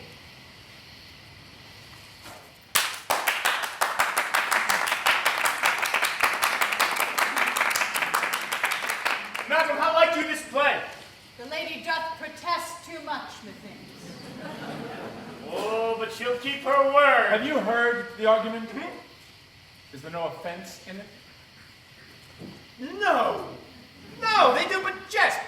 Poison. In jest, there's no offense in the world. What do you call the play? The Mousetrap. This play is the image of a murder done in Vienna. Your Majesty and we that have free souls, it touches us not. This is one Lucianus, nephew to the king. You are as good as a chorus, my lord. Up! Up, begin. Murderer, leave thy damnable faces and begin. Thoughts black, hands act, drugs fit in time agreeing. Considerate season, else no creature seeing. Thou, mixture rank of midnight weeds collected, with Hecate's band thrice blasted, thrice infected. Thy natural magic and dire property, unwholesome life, usurp immediately. He poisons him in the garden for his estate. You shall see around how the murderer gets the love of Gonzago's wife. Oh, The king rises. How fares my lord? give o'er the play! Give o'er! right. Away! Lights! Lights! Lights! Why let the stricken deer go weep, the hartman call it play. For some must watch while some must sleep, thus runs the world away. Oh, good Horatio, I will take the ghost word for £1,000. Didst proceed? Very well. Upon the token of poison. I did very well note him. Come. Good my lord, vouchsafe me a word with you. Sir, whole history. The king, sir, Aye, sir, what of him? is in his retirement marvelous distemper. With drink, sir. No, my lord, with choler. Your wisdom should show itself more richer to signify this to the doctor, for me to put him to his purgation would perhaps plunge him into more choler. Good my lord, put your discourse into some frame, and start not so wildly from my affair. I am tame, sir, pronounce. The queen, your mother, in most great affliction of spirit, hath sent me to you. You are welcome. Nay, good my lord, this courtesy is not of the right breed. If it shall please you to make a wholesome answer, I will do your mother's commandment. If not, your pardon and my return shall be the end of the business. Sir, I cannot What, my lord? make you a wholesome answer. My wit's diseased, but to the matter, my mother, you say. And thus she says, your behavior hath struck her into amazement and admiration. Oh, wonderful son that can so astonish a mother. She desires to speak with you in her closet ere you go to bed. We shall obey. Were she 10 times our mother, have you any further trade with us? My lord, you once did love me. And do still. By these pickers and stealers. Good my lord, what is your cause of distemper? You do surely bar the door upon your own liberty if you deny your griefs to your friend. Lady, I lack advancement. How can that be, when you have the voice of the king himself for your succession in Denmark? Aye, lady, but while the grass grows, the proverb is something musty. Will you play upon this pipe? My lord, I cannot. I pray you. Believe me, I cannot. I do beseech you. I know no touch of it, my lord. It is as easy as lying. Govern these ventages with your fingers and thumb. Give it breath with your mouth, and it will discourse most eloquent music. Look you, these are the stops. But these cannot I command to any utterance of harmony. I have not the skill. Well, look you now how unworthy a thing you make of me. You would play upon me. You would seem to know my stops. You would pluck out the heart of my mystery. You would sound me from my lowest note to the top of my compass, and there is much music, excellent voice in this little organ, yet cannot you make it speak? God's blood, do you think I am easier to be played on than a pipe? Call me what instrument you will, though you fret me. You cannot play upon me. God save you, sir. My lord, the queen would speak with you, and presently. Do you see on the cloud that's almost in shape of a camel? By the mass, and 'tis like a camel indeed. Methinks 'tis like a weasel. It is back like a weasel. Or like a whale. Very like a whale. Then I will come to my mother by and by. Leave me, friends. I will come by and by. I will say so. By and by is easily said.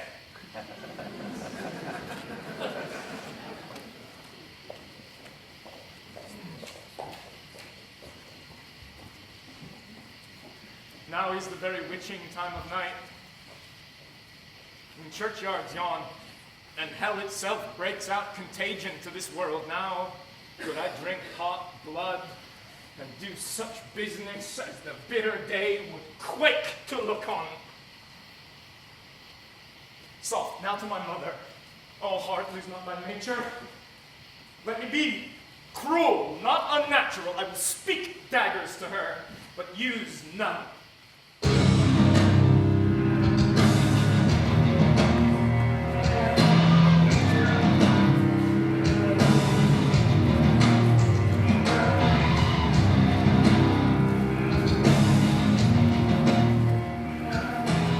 I like him not, nor stands it safe with us to let his madness range. Therefore prepare you. Your commission shall forthwith dispatch, and he to England shall along with you. The terms of our estate may not endure hazard so near us as doth our league grow out of his brows. We will ourselves provide. Most holy and religious fear it is to keep those many, many bodies safe that live and feed upon your majesty. The cess of majesty dies not alone, but like a gulf doth draw what's near it with it. Arm you, I pray you, to this speedy voyage, for we will fetters put about this fear which now goes too free-footed. We will haste us. go into his mother's closet. Behind the arras, I'll convey myself to hear the process. I warrant she'll tax him home. Fare you well, my liege. I'll call upon you ere you go to bed and tell you what I know. Thanks, dear my lord.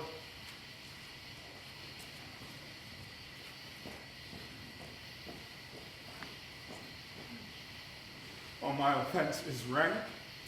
It smells to heaven. It hath the primal eldest curse upon it, a brother's murder. Pray can I not, though inclination be as sharp as will, my stronger guilt defeats my strong intent, and like a man to double business bound, I stand in pause where I shall first begin and both neglect.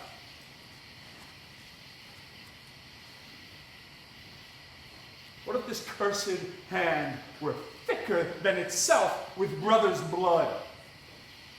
Is there not rain enough in the sweet heavens to wash it white as snow? And what's in prayer but this twofold force, to be forestalled ere we come to fall, or pardoned being down?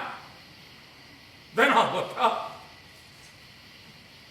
My fault is past.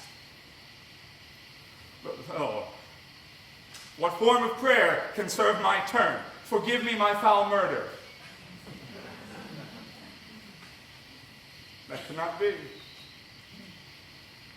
since I am still possessed of those effects for which I did the murder, my crown, mine own ambition,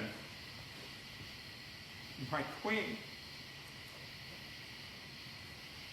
May one be pardoned and retain the offense? In the corrupted currents of this world, offense's gilded hand may shove by justice, but 'tis not so above. There is no shuffling. There the action lies in its true nature. What then? What rests? Well, try what repentance can. What can it not? Yet what can it when one cannot repent? Oh, wretched state. Oh, lined soul that's struggling to be free, art more engaged. Help.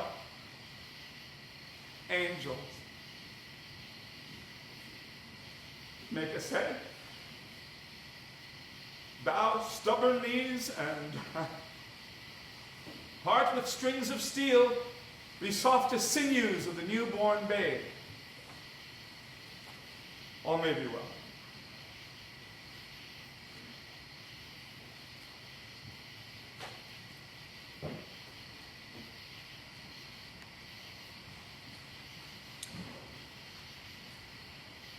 Now might I do it. But now he is praying. And now I'll do it. And so he goes to heaven. And so am I revenged. That would be scanned. A villain kills my father, and for this, I, his sole son, do this same villain send to heaven. But this is base and silly, not revenge. He took my father grossly. His crimes broad blown, flush as May, and how his audit stands, who knows, save heaven? And am I then revenged to take him in the purging of his soul when he is fit and seasoned for his passage? No. Up, blade, and know thou a more horrid hent, when he is drunk, asleep, or in his rage, or in the incestuous pleasure of his bed, at game, a swearing, or about some act that has no relish of salvation in it, then trip him, that his heels may kick at heaven, and his soul may be as damned and black as hell whereto it goes. My mother states, this physic but prolongs thy sickly days.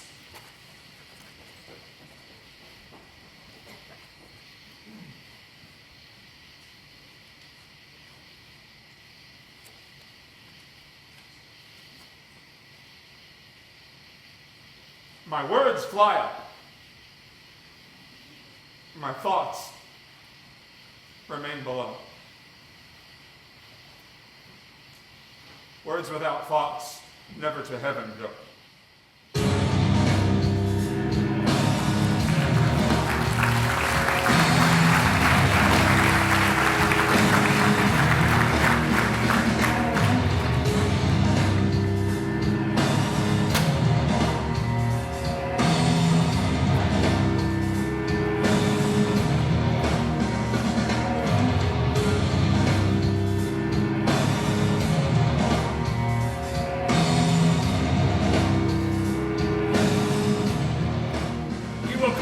wait.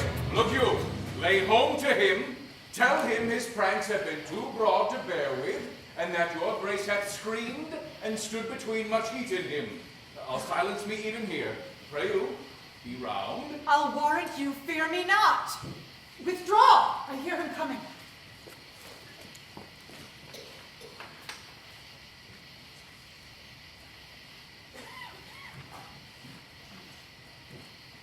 Now, mother, what's the matter? Hamlet, thou hast thy father much offended. Mother, you have my father much offended. Come, you answer with an idle tongue. Go, you question with a wicked tongue. But how now, Hamlet? What's the matter now? Have you forgotten me? No, by the rude, not so. You are the queen, your husband's brother's wife. And would it were not so, you are my mother. Nay, then, I'll set those to you that can speak. Come and sit you down. You shall not budge. You go not till I set you up a glass where you may see the inmost part of you. What wilt thou do? Thou wilt not murder me.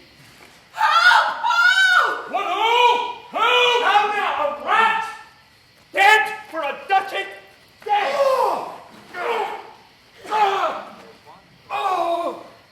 I am slain! What hast thou done? No, is it the king? What a rash and bloody deed is this! A bloody deed! Almost as bad, good mother, as kill a king and marry with his brother! As kill a king? Aye, lady, it was my word.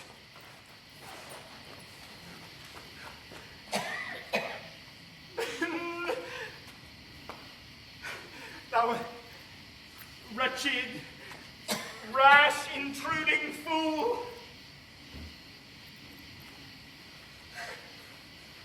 Farewell! I took thee for thy better. Take thy fortune! Thou find'st to be too busy is some danger. Oh, leave wringing of your hands, peace. Sit you down and let me wring your heart, for so I shall be made of penetrable stuff. What have I done that thou darest wag thy tongue in noise so rude against me? Such an act that blurs the grace and blush of modesty, calls virtue hypocrite, takes off the rose from the fair forehead of an innocent love, and sets a blister there, makes marriage vows as false as Dice's oaths. I mean, what act that roars so loud and thunders in the prologue? Look here, upon this picture, and on this, the counterfeit presentment of two brothers. See what a grace was seated on this brow? Hyperion's curls, the front of Jove himself, and I, like Mars, to threaten and command, the combination and a form indeed where every god did seem to set his seal to give the world assurance of a man. This was your husband! And look you now what follows. Here is your husband, like a mildewed ear, blasting his wholesome brother. Have you eyes? Could you on this fair mountain leave to feed and batten on this moor? Have you eyes? You cannot call it love, for at your age, the heyday in the blood is tame, it's humble, and waits upon the judgment, and what judgment would step from this to this? What devil was it that thus had cozened you at hoodman blind? Oh, shame, where is thy blush? Rebellious hell, if thou canst mutiny in a matron's bones, to flaming youth let virtue be as wax, and melt in her own fire. Oh, Hamlet, speak no more. Thou turn'st mine eyes into my very soul, and there I see such black and grieved spots as will leave there their taint. Nay, but to live in the rank sweat of an enseaming bed, stewed in corruption, honeying and making love over the nasty sty. Speak to me no more. These words like daggers enter in my ears. No more sweet, Hamlet. A murderer and a villain, a slave that is the 20th part, the 10th of your preceding lord, a vice of kings, a cutpurse of the empire and the rule that from a shelf the precious diadem stole and put it in his pocket, a king of shreds and patches. Save me and hover over your wings, you heavenly guards! What would your gracious figure? Alas, he's mad. Did you not come your tardy son to chide? It lapsed in time, and passion lets go by the important acting of your dread command. Oh, say! Do not forget This visitation is but to whet thy almost blunted purpose. But look, amazement on thy mother sits. Oh, step between her and her fighting soul. Conceited, weakest body, strongest works. Speak to her, Hamlet. How is it with you, lady? Alas, how is it with you that you do bend your eye on vacancy and with the incorporeal heir to hold discourse? Whereon do you look? On him, look you how pale he glares. Do not look upon me, lest with this piteous action you convert my stern effects. To whom do you speak this? Do you see nothing there? Nothing at all, yet all that is I see. No, did you nothing hear? No, nothing but ourselves. Look there. Look how it steals away my father in his habit as he lived. Look where he goes even now, out of the portal. This is the very coinage of your brain. This bodiless creation ecstasy is very cunning. It is not madness that I have uttered. Bring me to the test, and I, the matter, will reword which madness would gamble from. Mother, for love of grace, lay not that flattering unction to your soul, that not your trespass, but my madness speaks. Confess yourself to heaven. Repent what's past. Avoid what is to come, and do not spread the compost on the weeds to make them ranker. Oh, Hamlet, thou hast cleft my heart in twain. Oh, throw away the worser part of it, and live the purer with the other half.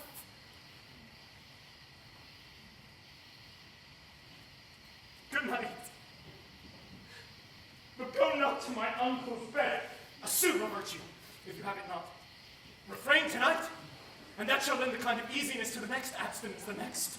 More easy, for use almost can change the step of nature, and either shame the devil or throw him out with wondrous potency.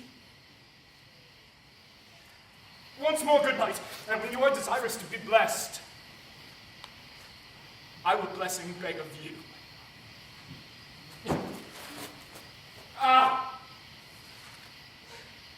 For this same Lord I do repent, and will answer well the death I gave him. So again, good night. I must be cruel, only to be kind. Though this bad begins and worse remains behind, one word more, good lady. What shall I do? Not this. By no means let the bloated king tempt you again to bet. Pinch wanton on your cheek, call you his mouse, and let him for a pair of reachy kisses, or paddling in your neck with his damned fingers, make you to ravel all this matter out, that I essentially am not in madness, but mad in craft, not this. Be thou assured, if words be made of breath, and breath of life, I have no life to breathe what thou hast said to me.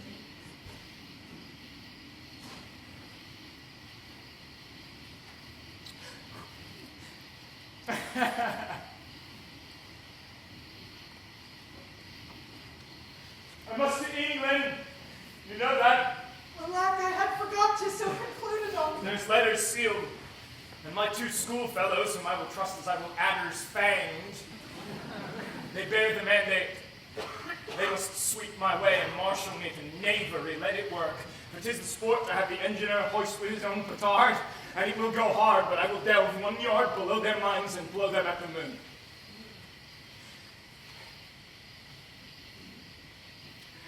Oh, this man shall set me packing. I'll lug the guts into the neighbor room. Mother, good night, indeed. Now this counselor, who was in life a foolish, prating knave, is now most still, most secret, and most grave.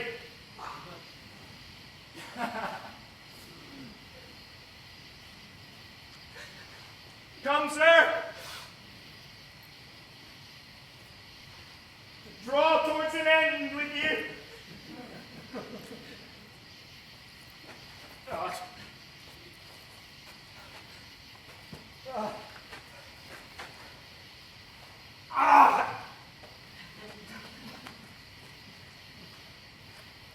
Good night, Mother.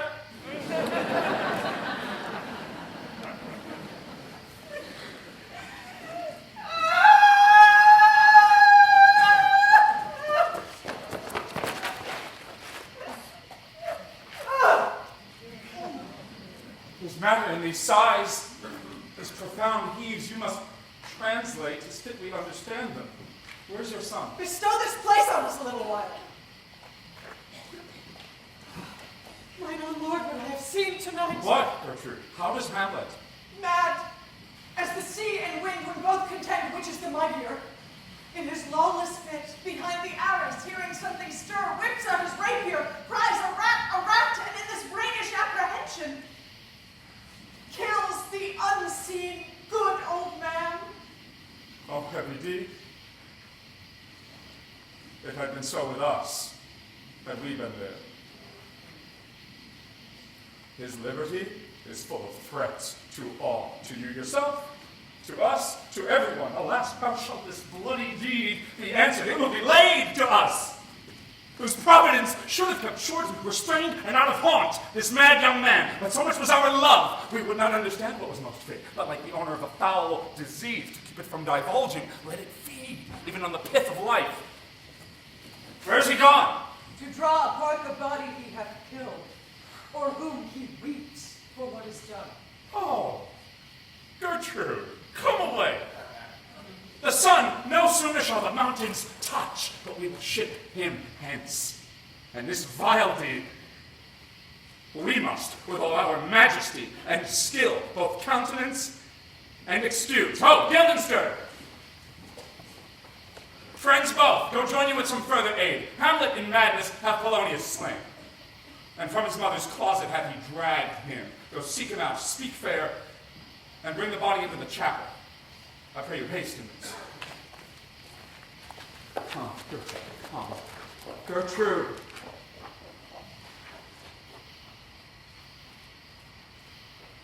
We'll call up our wisest friends and let them know both what we mean to do and what's unkindly done. Come away. My soul is full of discord and dismay. Dreams and waters round, shifting, shaping, currents flowing memories, meet me in the drowning pool of tears, and wash away my innocence. Safely stay!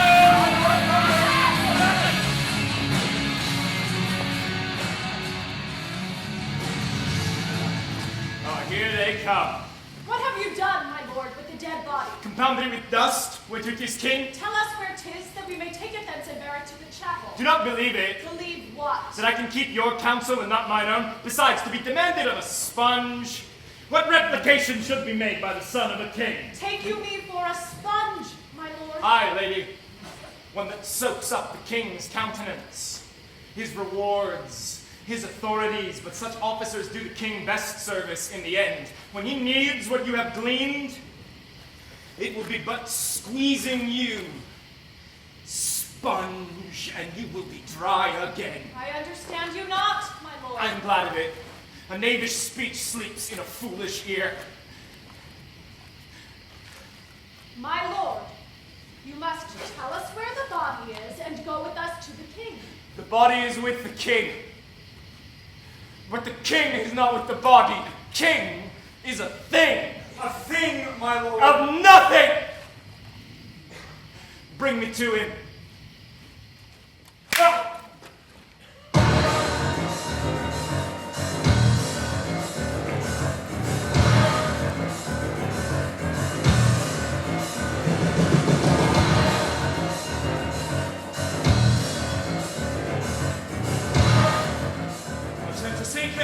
Find out the body. How dangerous is it that this man goes loose, yet must not weep with the strong law on him? He's loved of the distracted multitude, who like not in their judgment, but their eyes. And where 'tis so, the offender's scourge is weighed, but never the offense. How now? Where's the fall? Where the dead body is bestowed, my lord, we cannot get from him. But where is he? Without, my lord, guarded to know your pleasure. Bring him before us. Oh, bring the lord!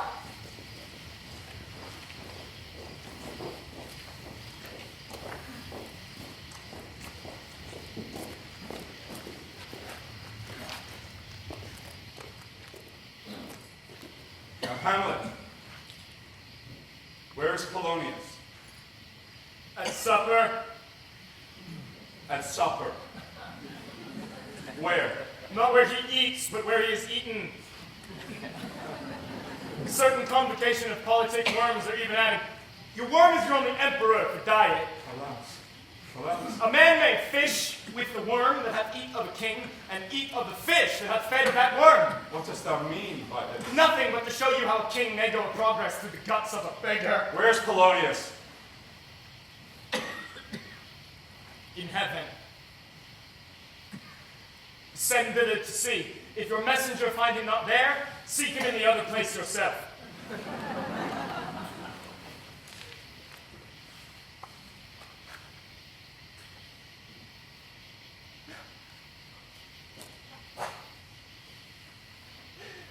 But if indeed you find him not within this month, you will nose him as you go up the stairs into the lobby. Go seek him there. He will stay till you come. Hamlet, this deed for thine especial safety, which we do tender, as we dearly grieve for that which thou hast done, must send thee hence. Therefore prepare thyself. The bark is ready, the wind in help, the associates tend, and everything is bent for England. For England. Aye, Hamlet. Good. So is it, if thou used our purposes. I see a cherub that sees them. Come! Come! For England, farewell, dear mother. Thy loving father, Hamlet. Mother! Father and mother is man and wife is one flesh, so my mother. Come! For England! Follow him afoot, tempt him with speed aboard. Delay it not, I'll have him hence tonight. Away, for everything is sealed and done that else leans on the affair. I pray you make haste.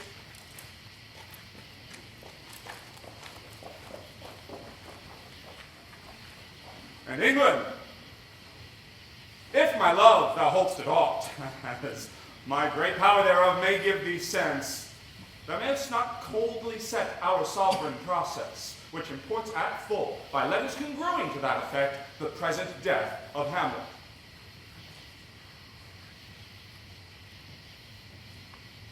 Do it, England, for like the hectic in my blood, he rages, and thou must cure me.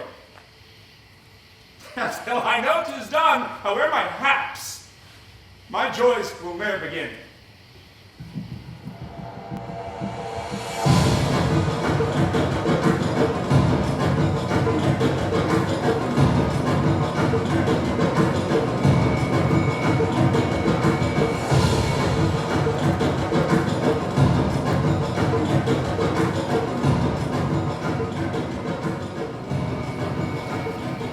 Go, Captain. For me, greet the Danish king. Tell him that by his license, Fortinbras craves the conveyance of a promised march over his kingdom. You know the rendezvous. If that his majesty would aught with us, we shall express our duty in his eye, and let him know so. I will do it, my lord. Go softly on.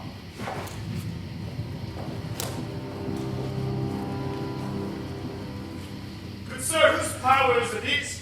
They are of Norway, sir. On purpose, sir, I pray you. Against some part of Poland. Who commands them, sir? The nephew to old Norway, Fortinbras. Fortinbras. Goes it against the main of Poland, sir, or some frontier?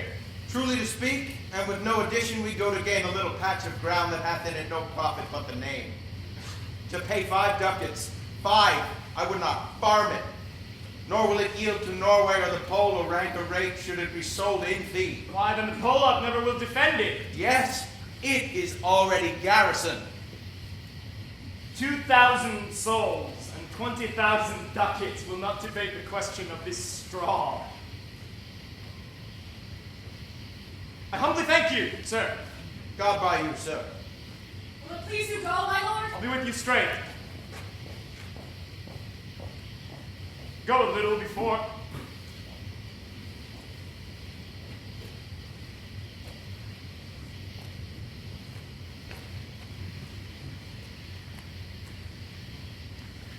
all occasions do inform against me and spur my dull revenge. What is a man if the chief good and market of his time be but to sleep and feed? A beast, no more. Assure he that made us with such large discourse, looking before and after, gave us not that capability and godlike reason to fuss in us unused. Now whether it be bestial oblivion or some craven scruple of thinking too precisely on the event, I do not know, while yet I live to say these things to do, since I have cause and will and strength and means to do it. Examples gross as earth exhort me. Witness this army of such mass and charge, led by a delicate and tender prince, whose spirit with divine ambition puffed makes mouths at the unforeseeable event, exposing what is mortal and unsure to all that fortune, death, and danger dare, even for an eggshell. Rightly to be great is not to stir without great argument, but greatly to find quarrel in a straw when honor's at the stake. How stand I then, that have a father killed, a mother stained, the excitements of my reason and my blood, and let all sleep, whilst to my shame I see the imminent death of 20,000 men, who for a fantasy and trick of fame go to their graves, let beds, fight for a plot, whereof the numbers cannot drive the cause, which is not tomb and continent enough to hide the slain. Oh, from this time forth, my thoughts be bloody, or be nothing worth. I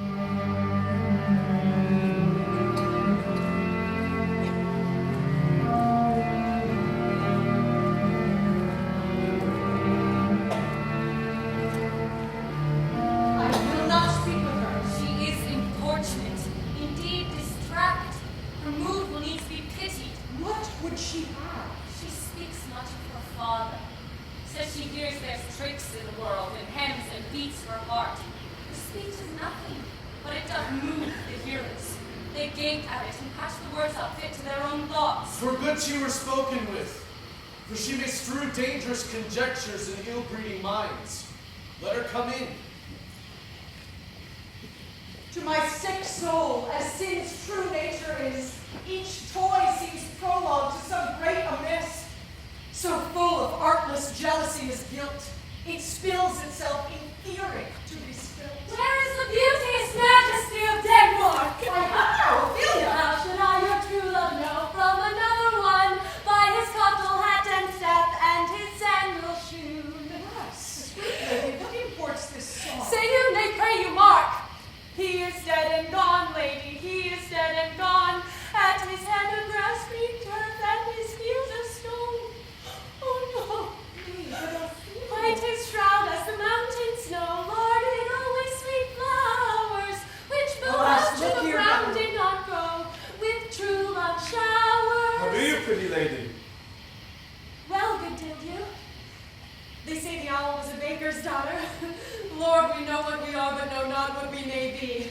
God be at your table. Pray you, let's have no words of this.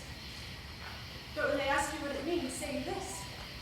Tomorrow is St. Valentine's Day, all in the morning betime. And I am made at your window to be your Valentine. Then up he rose, and donned his clothes, and up the chamber door. Let him the maid that out a maid never departed more. Pretty Ophelia. Felt she before you tumbled me, you promised me to wed. He answers, so would I had done by yonder sun if thou hadst not come to my bed. How long hath she been thus? I hope all will be well. We must be patient. But I cannot choose but weep to think they would lay him in the cold ground.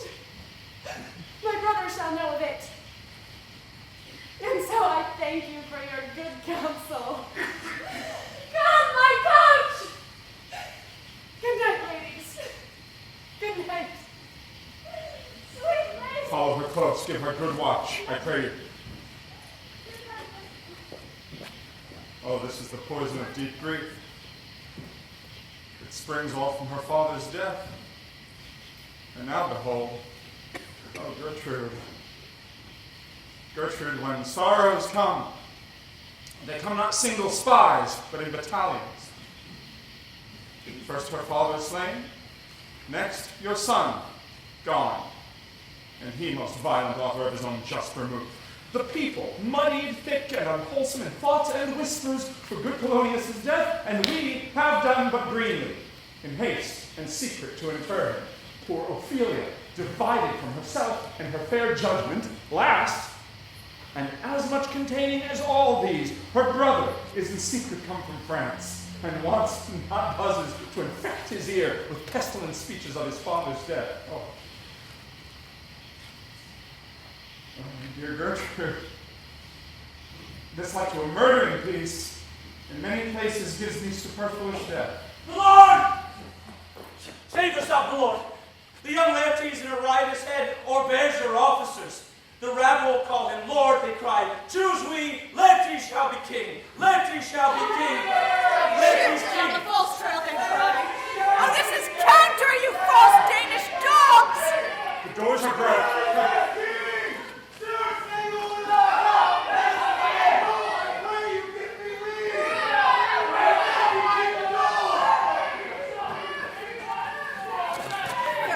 Oh, thou vile king, give me my father. Come, lay good Laertes. That drop of blood that's called proclaims me bastard. Cries, coupled to my father, brands the harlot even here between the chaste, unsmirched brow of my true mother. What is the cause, Laertes, of thy rebellion most so giant-like? Let him go, Gertrude. Do not fear our person. There's such divinity doth hedge a king, that treason can but peep to what it would. Acts little of his will. Tell me, Laertes, why thou art thus incensed. Let him go, Gertrude. Speak, man. Where's my father? Dead. But not by him. Let him demand his fill. How came he dead? I'll not be juggled with.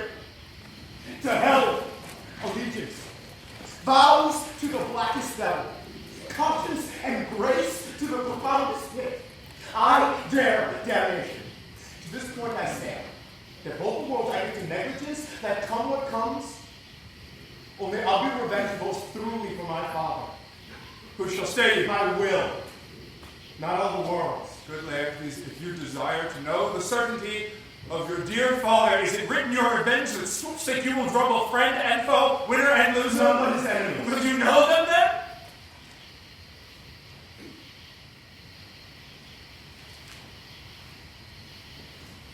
He was good friends. That's why I'll hold my arms. Why now you speak like a good child and a true gentleman, that I am guiltless of your father's death and am most sensibly in grief for it. It shall as level to your judgment here as day doth to your eye. And now, what noise is that? Oh, he. Dry up my brain. Tears 7 times salt burn up the sense and virtue of mine eye. Dear maid, kind sister, sweet Ophelia,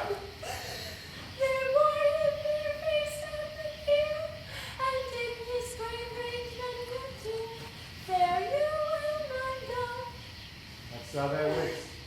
We could persuade revenge, it could not move us. You must sing a down. Oh, how the wheel becomes it. It is the false steward that stole his master's daughter. It's nothing, it's more than that. There's Rosemary. That's for remembrance. Pray you, love, remember. And there's Pansies, that's for thoughts.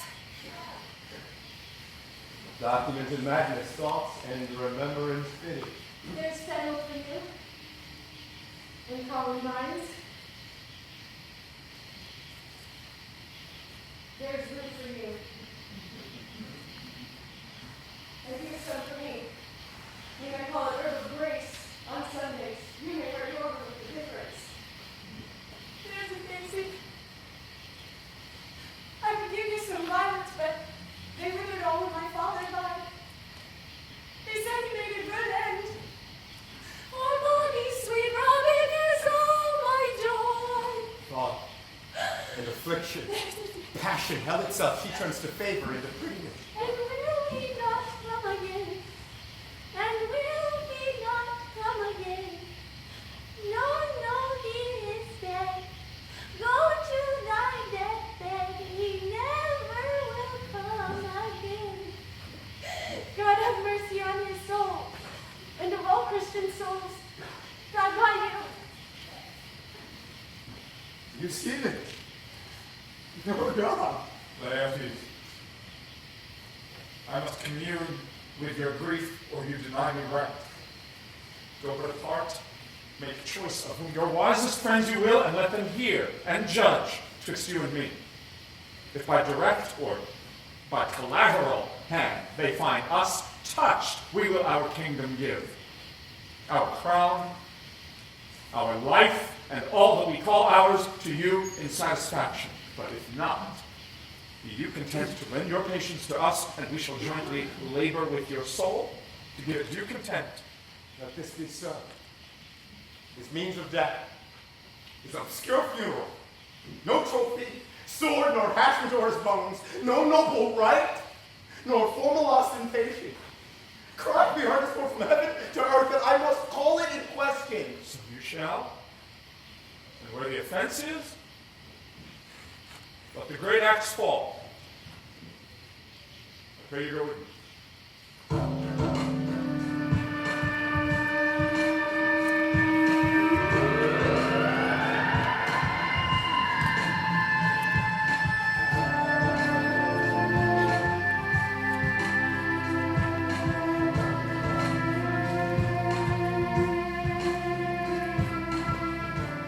God bless you, sir. And bless me too. You shall, sir, if it please him. I have a letter for you, sir. If your name be Horatio, as I am led to know it is.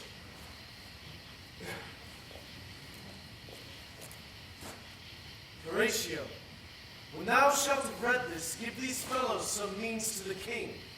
They have letters for him. Ere we were 2 days old at sea, a pirate ship, a very warlike appointment, gave us chase. Finding ourselves too slow of sail, we put on a compelled valor, and in the grapple I boarded them. On the instant they got clear of our ship, so I alone became their prisoner. They have dealt with me like thieves of mercy, but they knew what they did. I am to do a turn for them. Let the king have the letters I have sent, and repair thou to me with as much speed as thou wouldst lie deaf. I have words to speak in thine ear will make thee dumb. These good fellows will bring thee to where I am. Rosencrantz and Guildenstern hold their course for England. Of them I have much to tell thee. Farewell, he that thou knowest thine, Hamlet. Come! I will give you way for these your letters, and do it the speedier that you may direct me to him from whom you brought them. Come!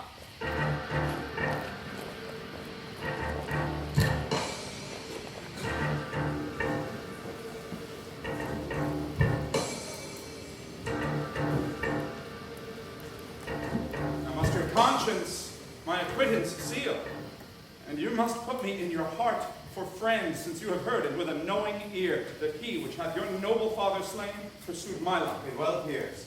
But tell me why you proceeded not against these feats, so criminal and so capital in nature. For two special reasons, which may to you seem much on sinew, but yet to me they're strong. The queen, his mother, lives almost by his looks, and for myself, my virtue or my plague, be it either which, she is so conjunct to my life and soul that, as the star moves not, but in its sphere, I could not but by her. The other motive, why to a public account I might not go, is the great love the general gender bear him. And so have I, noble father lost. A sister, driven into desperate terms, whose worth, if praises may go back again, stood challenger on mount for all the age for her perfections. But my revenge will come. Break not your sleeps for that. Oh, you shortly shall hear more. I loved your father, and we love ourselves. And that, I hope, will teach you to imagine. My lord, this to your majesty.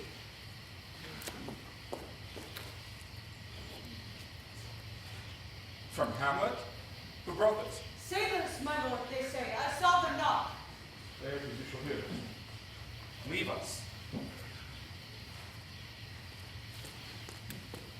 High and mighty, you shall know I am set naked on your kingdom. Tomorrow shall I beg leave to see your kingly eyes, when I shall, first asking your pardon, thereunto recount the occasion of my sudden return. Hamlet, what should this mean?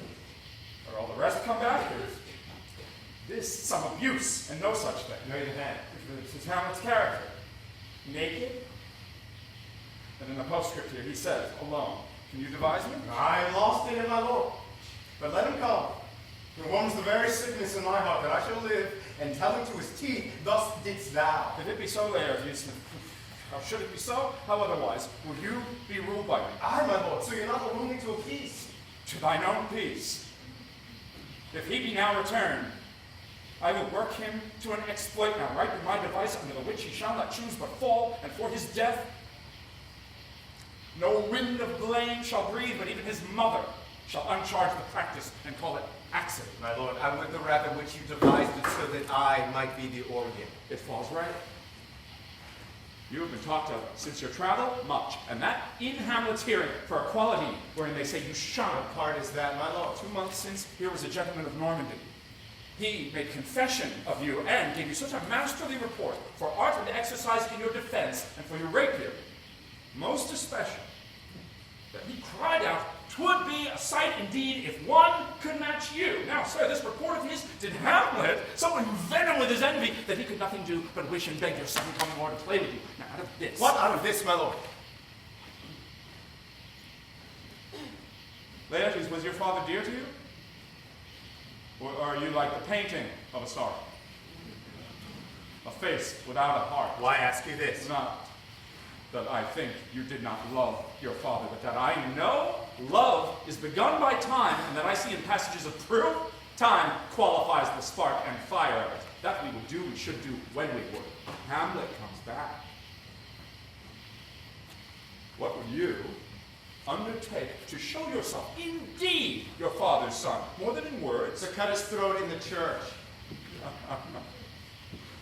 Oh, no place indeed should murder sanctuarize. Revenge should know no bounds. But Laertes, will you do this? Keep close within your chamber? Hamlet returned shall know you are come home. We'll put on those, shall praise your excellence, bring you finally together, and wager on your heads. He, being remiss, most generous, and free from all contriving, will not peruse the foils. So that with ease, but with a little shuffling, you may choose a sword unblunted, and in a past practice, requite him for your father. I will do it. And for that purpose, I'll anoint my sword. I bought an unction of a mountebank so mortal that but dip a knife in it, where it draws blood, no cataclysm so rare can save the thing from death that is but scratched withal. I'll touch my point with this contagion, that if I but gall him slightly, it may be death. Let's further think of this. If this should fail, and that our drift look through our bad performance, we're better not assay it. Therefore, this project should have a back or second that might hold if this did blast in proof. Something's make a solemn wager on your cunnings. I have it. When in your motion you are hot and dry, and that he calls for drink, I'll have preferred him a chalice whereon but sipping, if he by chance escape your venom stuck, our purpose may hold there. Let's say what noise. One woe doth tread upon another's heels, so fast they follow. Your sister's drowned, Laertes. Drowned? Where? There is a willow, grows askant the brook, that shows its hoary leaves in the glassy stream. There with fantastic garlands did she make, of crowflowers, nettles, daisies, and blown purples, which liberal shepherds give a grosser name. but our cold maids do dead men's fingers call them. There, on the pendant boughs, clamoring to hang her crowned weeds, an envious sliver broke, when down her weedy garlands and herself fell in the weeping brook. Her clothes spread down, and mermaid like a wild, they bore her up, which time she chanted snatches of old hymns as one incapable of her own distress, or like a creature, native and endued unto that element.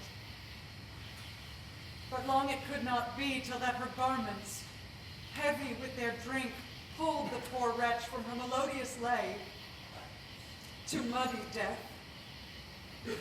Hold on. Then she just drowned. Drowned.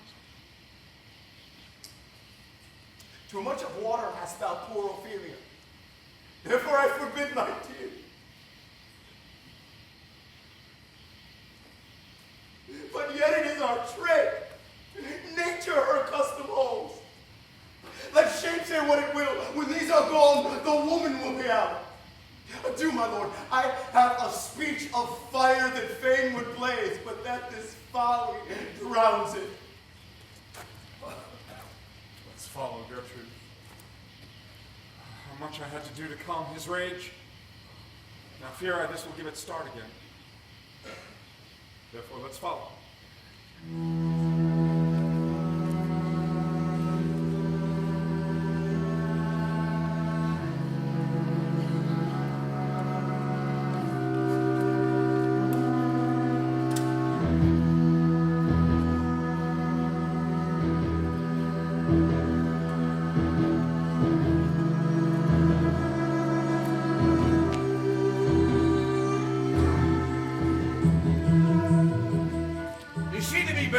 Christian burial when she willfully seeks her own salvation?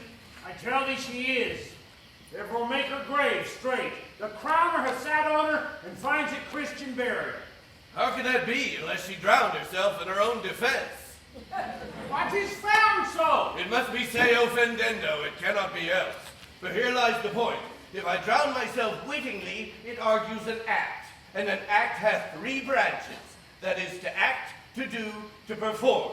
Ergo, she drowned herself wittingly. Nay, but hear you, Goodman Delver. Give me leave. Here lies the water. Good. Here stands the man. Good. Now, if the man go to the water and drown himself, it is willy-nilly he goes. Mark you that. But if the water come to him and drown him, he drowns not himself. Ergo, he that is not guilty of his own death shortens not his own life. But is this law? Aye, very is Crowner's Quest law. Will you have the truth on it? If this had not been a gentlewoman, she should have been buried out of Christian burial. Why, there thou sayest. And the more pity that great folk should have countenance in this world to drown or hang themselves more than they're even Christian. There is no ancient gentleman but gardeners, ditchers, and grave makers. I'll put another question to thee. And if thou answerest me not to the purpose, confess thyself. Go to. What is he that builds stronger than either the mason, the shipwright, or the carpenter? The gallows maker. For that outlasts 1,000 tenants. I like thy wit well, in good faith. The gallows does well. But how does it well? It does well to those that do ill. Now, thou dost ill to say the gallows is built stronger than the church. Ergo, the gallows may do well to thee. Do it again. Come. Who builds stronger than the mason, the shipwright, or the carpenter? All right, tell me that and unyoke. Very now I can tell. Do it. Mass, I cannot tell.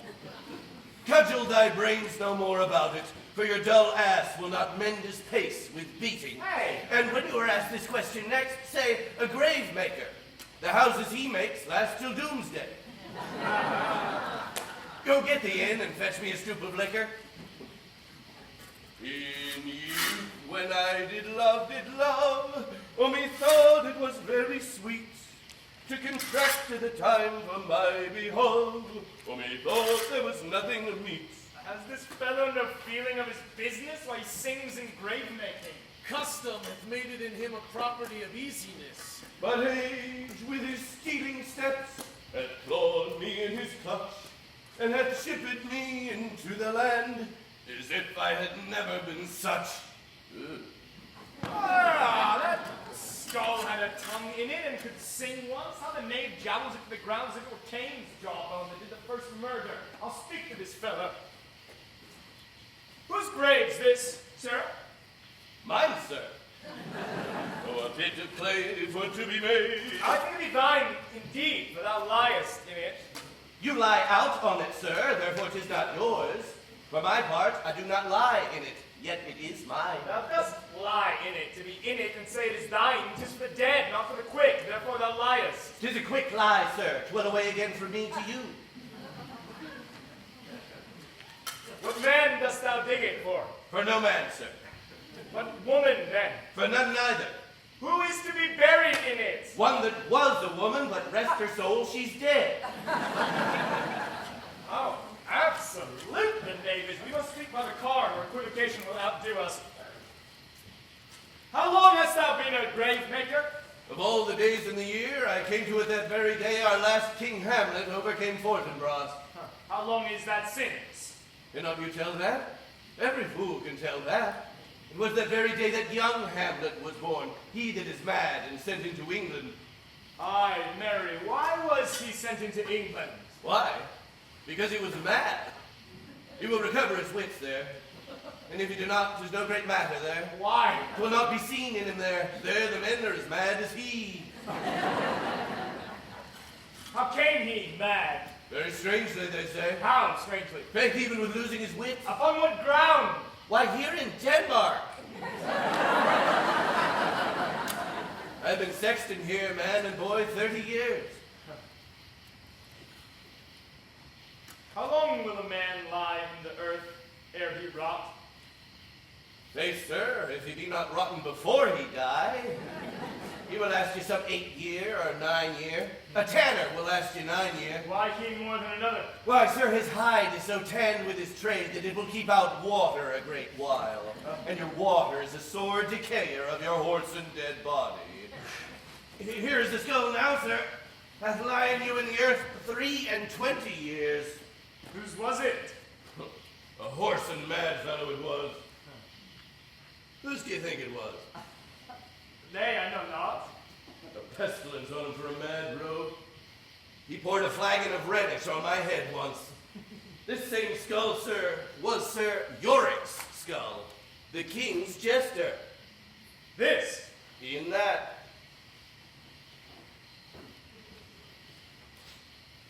Alas, poor Yorick. I knew him, Horatio. He was a fellow of infinite jest, most excellent fancy. He hath borne me on his back 1,000 times. Now how abhorred in my imagination that is. My gorge rises at it. Here hung those lips I have kissed, I know not how oft. Where be your jibes now? Gambles, your flashes of merriment that were wont to set the table on a roar. Not one now to mock your own grinning. Quite chapfallen. Get you to my lady's table and tell her, let her paint an inch thick. To this favor she must come. Make her laugh at that. Soft. Soft what? Here comes the king, the queen, the courtiers. Who is this they follow? Oh, and with such maiming rites, this doth betoken the corpse they followed did with desperate hand fordo its own life. 'Twas of some estate, couch me a while and mark.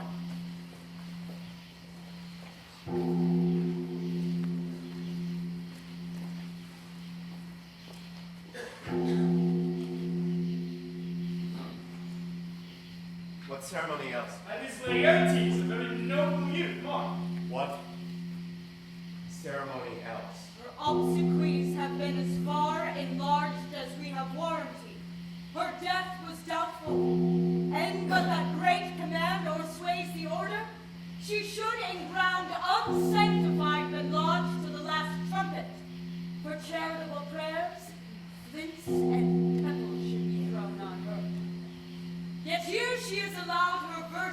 dance, her maid instruments, in the bringing home of Belle and Mariel. Must there no more be done? No more be done.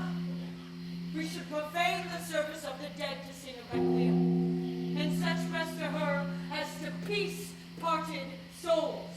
Lay her in the earth, and from her fair and unpolluted flesh may violence spring. I tell thee, churlish priest, a ministering angel shall my sister be when thou liest howling. What, the fair Ophelia? Sweets to the sweet. Farewell. I hope thou shouldst have been my Hamlet's wife.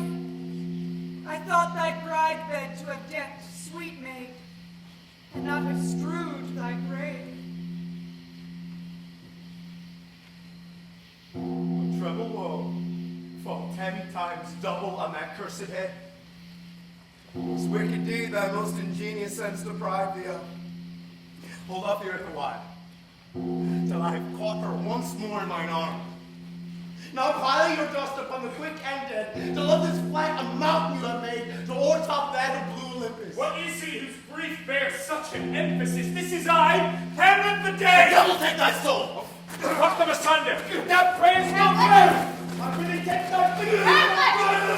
My lord, be quiet! I will fight you upon this theme until my eyelids will no longer rise. My son, what theme? I loved Ophelia! 40,000 brothers could not with all that quantity of love make up my son. What wilt thou do for her? Man, Laertes. For love of God, forbear him! Wilt show me what thou wilt do? Would fight? Would weep? Would fast? Would tear thyself? I'll do it. Thus come here to wine. Down face me, leaping in her grave. Be buried quick with her, and so will I. This is mere madness, and thus a while the fit will work on him anon, his silence will sit drooping. Hear you, sir. What is the reason that you used me thus? I love you ever. But it is no matter. Hercules himself, do what he may. The cat will mew, and dog will have his day. I pray thee, good Horatio, wait upon him. Strengthen your patience in our last night's speech. We'll put the matter to the present push. Gertrude, set some watch over your son. This grave shall have a living monument. An hour of quiet thereby shall we see. Till then, in patience, our proceeding be.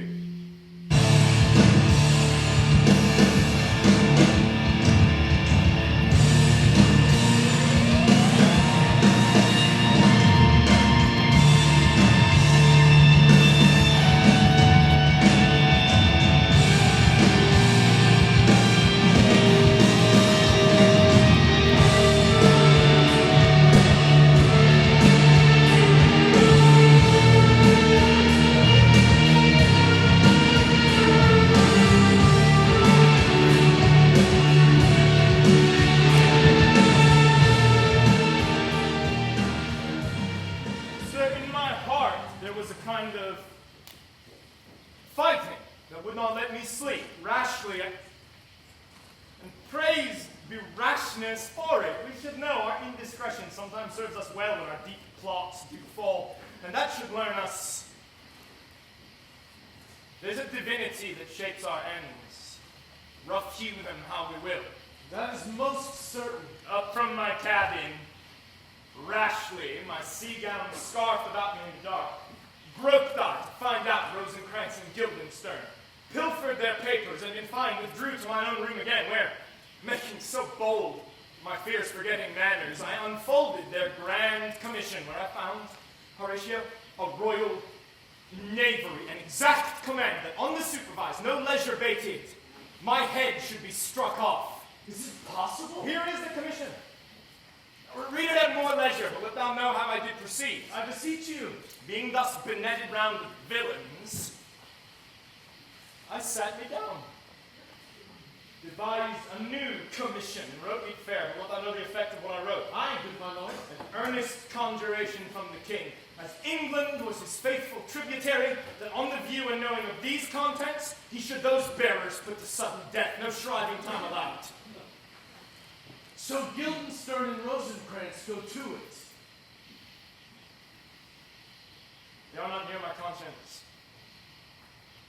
Their defeat does by their own insinuation grow. Why, what a king is this? Does it not think they stand me now upon? He that hath killed my king, and whored my mother, popped in between the election and my hopes, thrown out his angle from my proper life, and with such cozenage, is it not perfect conscience? Your lordship is right welcome back to Denmark. Dost know this waterfly? No, good my lord. Thy state is the more gracious, for 'tis a vice to know him. Sweet lord, if your lordship were at leisure, I should impart a thing to you from his majesty. I will receive it, sir, with all diligence of spirit. Your bonnet to his right use, 'tis for the head. I thank your lordship, it is very hot. No, believe me, it's very cold. The wind is northerly. It is indifferent cold, my lord, indeed. Yet methinks it is very sultry and hot, or my complexion. Exceedingly, my lord, it is very sultry, as were, I cannot tell how. My lord, his majesty bid me signify to you that he has laid a great wager on your head. Sir, this is the matter. I beseech you, Nay, good my lord, for my ease in good faith. My lord, here is newly come to court Laertes. Believe me, an absolute gentleman. To speak excellently of him, he is the very count or calendar of gentry. in the verity of his soul, and I take it his soul of great article, whose only semblance is his mirror. Your lordship speaks most infallibly of him. What imports the nomination of this gentleman? Of Laertes. Of him, sir. I know you're not ignorant of what excellence Laertes is for his weapon. What's his weapon? Rapier and dagger. That's two of his weapons, but well. The king, sir, hath laid, sir, that in a dozen passes between yourself and Laertes, he shall not exceed you 3 hits. He hath laid on 12 for 9, and it would come to immediate trial if your lordship would vouchsafe the answer. How will I answer no? I mean, my lord, the opposition of your person in trial.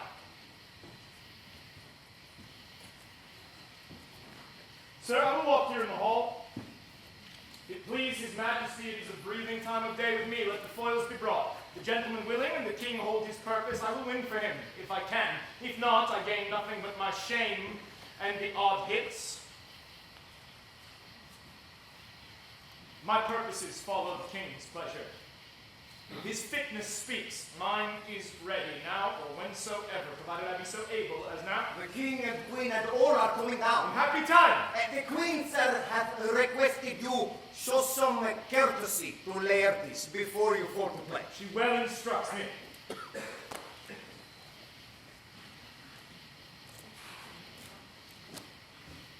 You will lose, my lord. I do not think so. Since he went into France, I have been in continual practice. I shall win at the odds. I will not think how ill all is here about my heart, but it is no matter. Nay, good my lord. It is but foolery, but it is such a kind of misgiving as would perhaps trouble a woman. If your minds dislike anything, obey it. I will forestall their coming hither and say you are not fit. Not a whit. We defy augury. There is a special providence in the fall of the sparrow.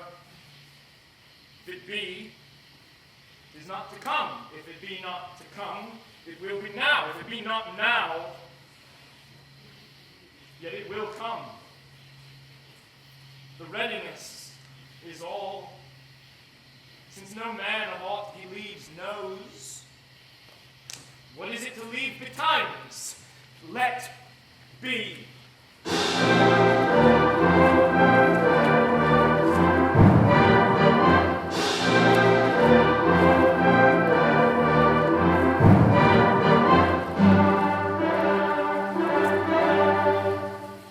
Come, Hamlet.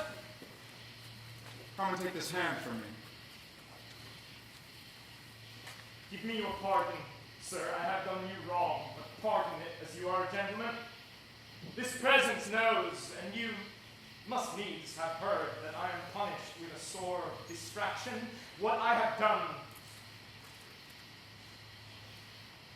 that might your nature, honor, and exception roughly await, I here proclaim was madness. Was it Hamlet? Wrong, Laertes, never Hamlet. Let my disclaiming come up. purposed evil free me so far in your most generous thoughts that I have shot my arrow toward the house and hurt my brother. I am satisfied in nature, whose motive in this case should stir me most to my revenge. But in my terms of honor, I stand aloof and will no reconciling. But for this time, I do receive your offered love like love, it will not wrong. I embrace it freely, and will this brother's wager frankly play.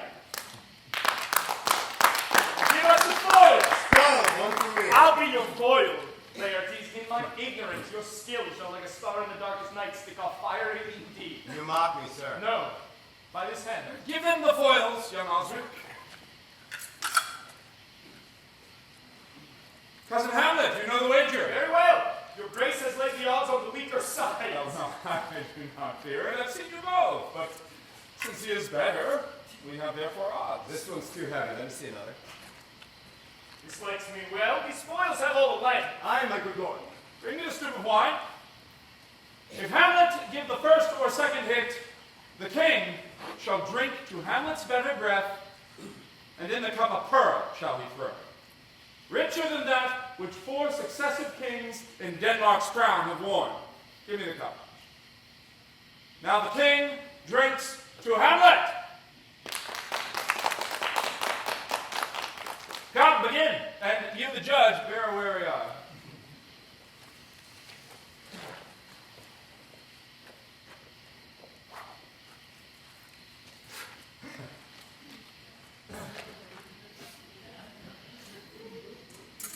Come on, sir. Come, my lord.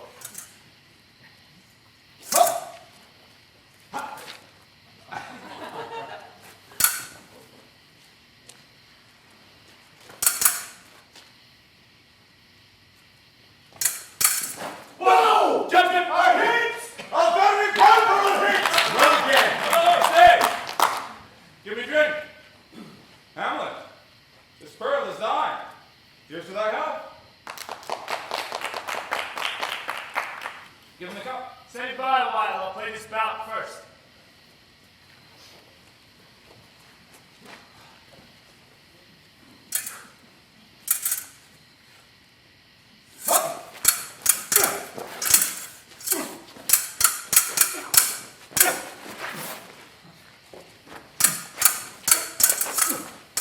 Come!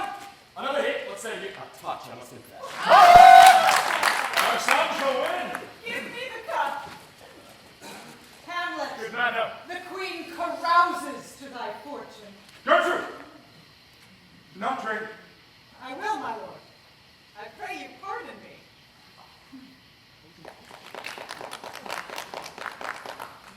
The poison cup. It's too late. I dare not drink yet, man. A fine pipe. Come, let me wipe that face. My lord, I'll hit him now. I do not think it. And yet, it's almost against my conscience. Come, Laertes. For the third. You do the dally, I pray you. Pass with your best violence. I'm sure you make a wanton of me. So come on. Up! Gentlemen, I can't. Something lies in Oh!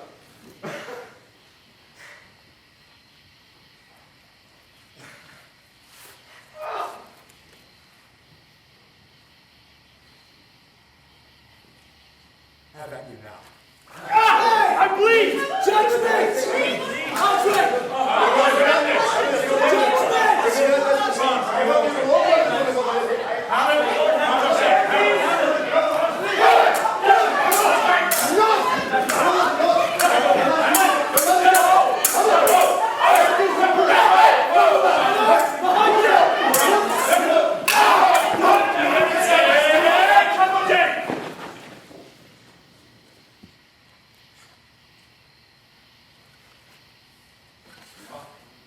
Look to the queen there, huh?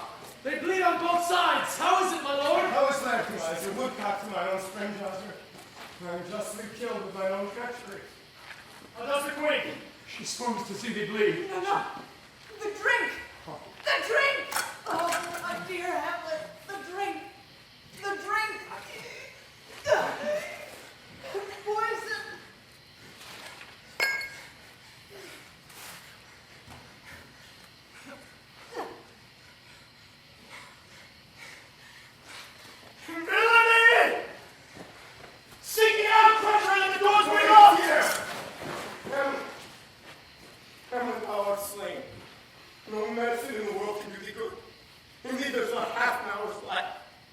The treacherous instrument is in thy hand, unblunted and in venom. The foul practice that turned itself upon me will here I lie, never to rise again. Your mother's poison. I can no more. The king's to blame.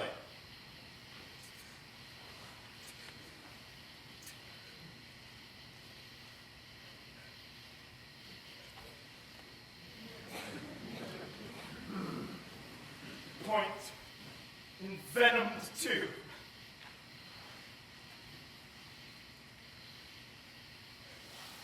And venom to thy work. Here, thou incestuous, damned Dane. Follow my mother.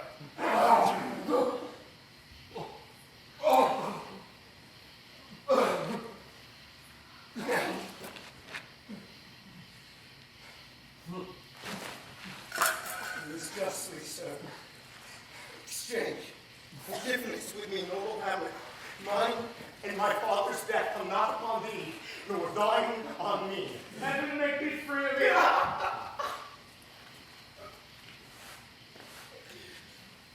I follow thee.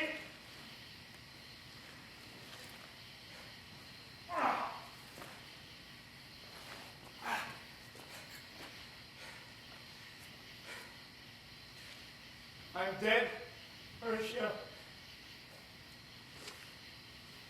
Wretched queen, adieu.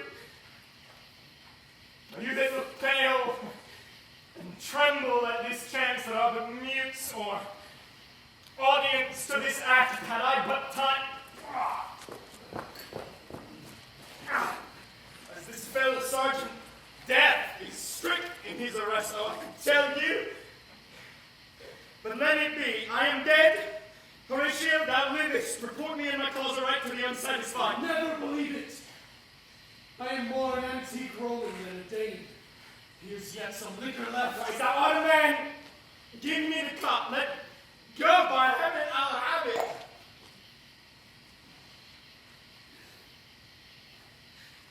Oh God, Horatio, what a wounded name, things standing thus unknown, shall I leave behind me.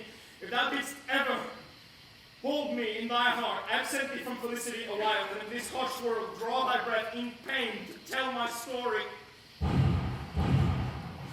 What warlike noise is this?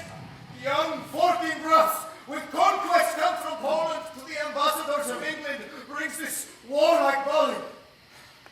I died, Horatio, the poison quite o'ercrows my spirit. I cannot live to hear the news from England, but I do prophesy the election lights on Fortinbras. He has my dying voice.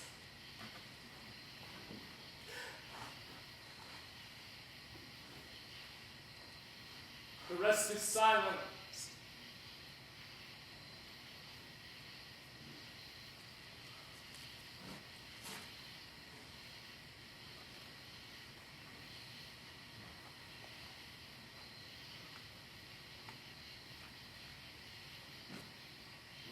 Now cracks a noble heart.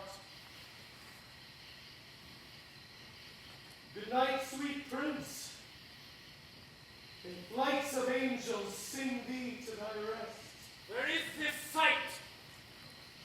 Or what is it you would see? If aught of woe or wonder cease your search, This quarry cries on havoc. Oh, proud death, what feast is stored in thine eternal cell that thou so many princes at a shot so bloodily hast struck? The sight is dismal, and our fares from England come too late. The ears are senseless that should give us hearing to tell him his commandment is fulfilled, that Rosencrantz and Guildenstern are dead. Where should we have our thanks?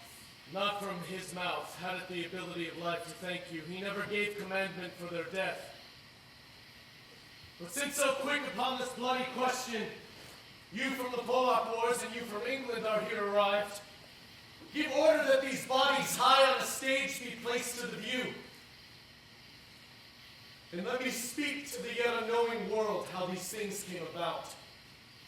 so shall you hear of carnal, bloody, and unnatural acts, of accidental judgments, casual slaughters, and of deaths put on by cunning, and for no cause.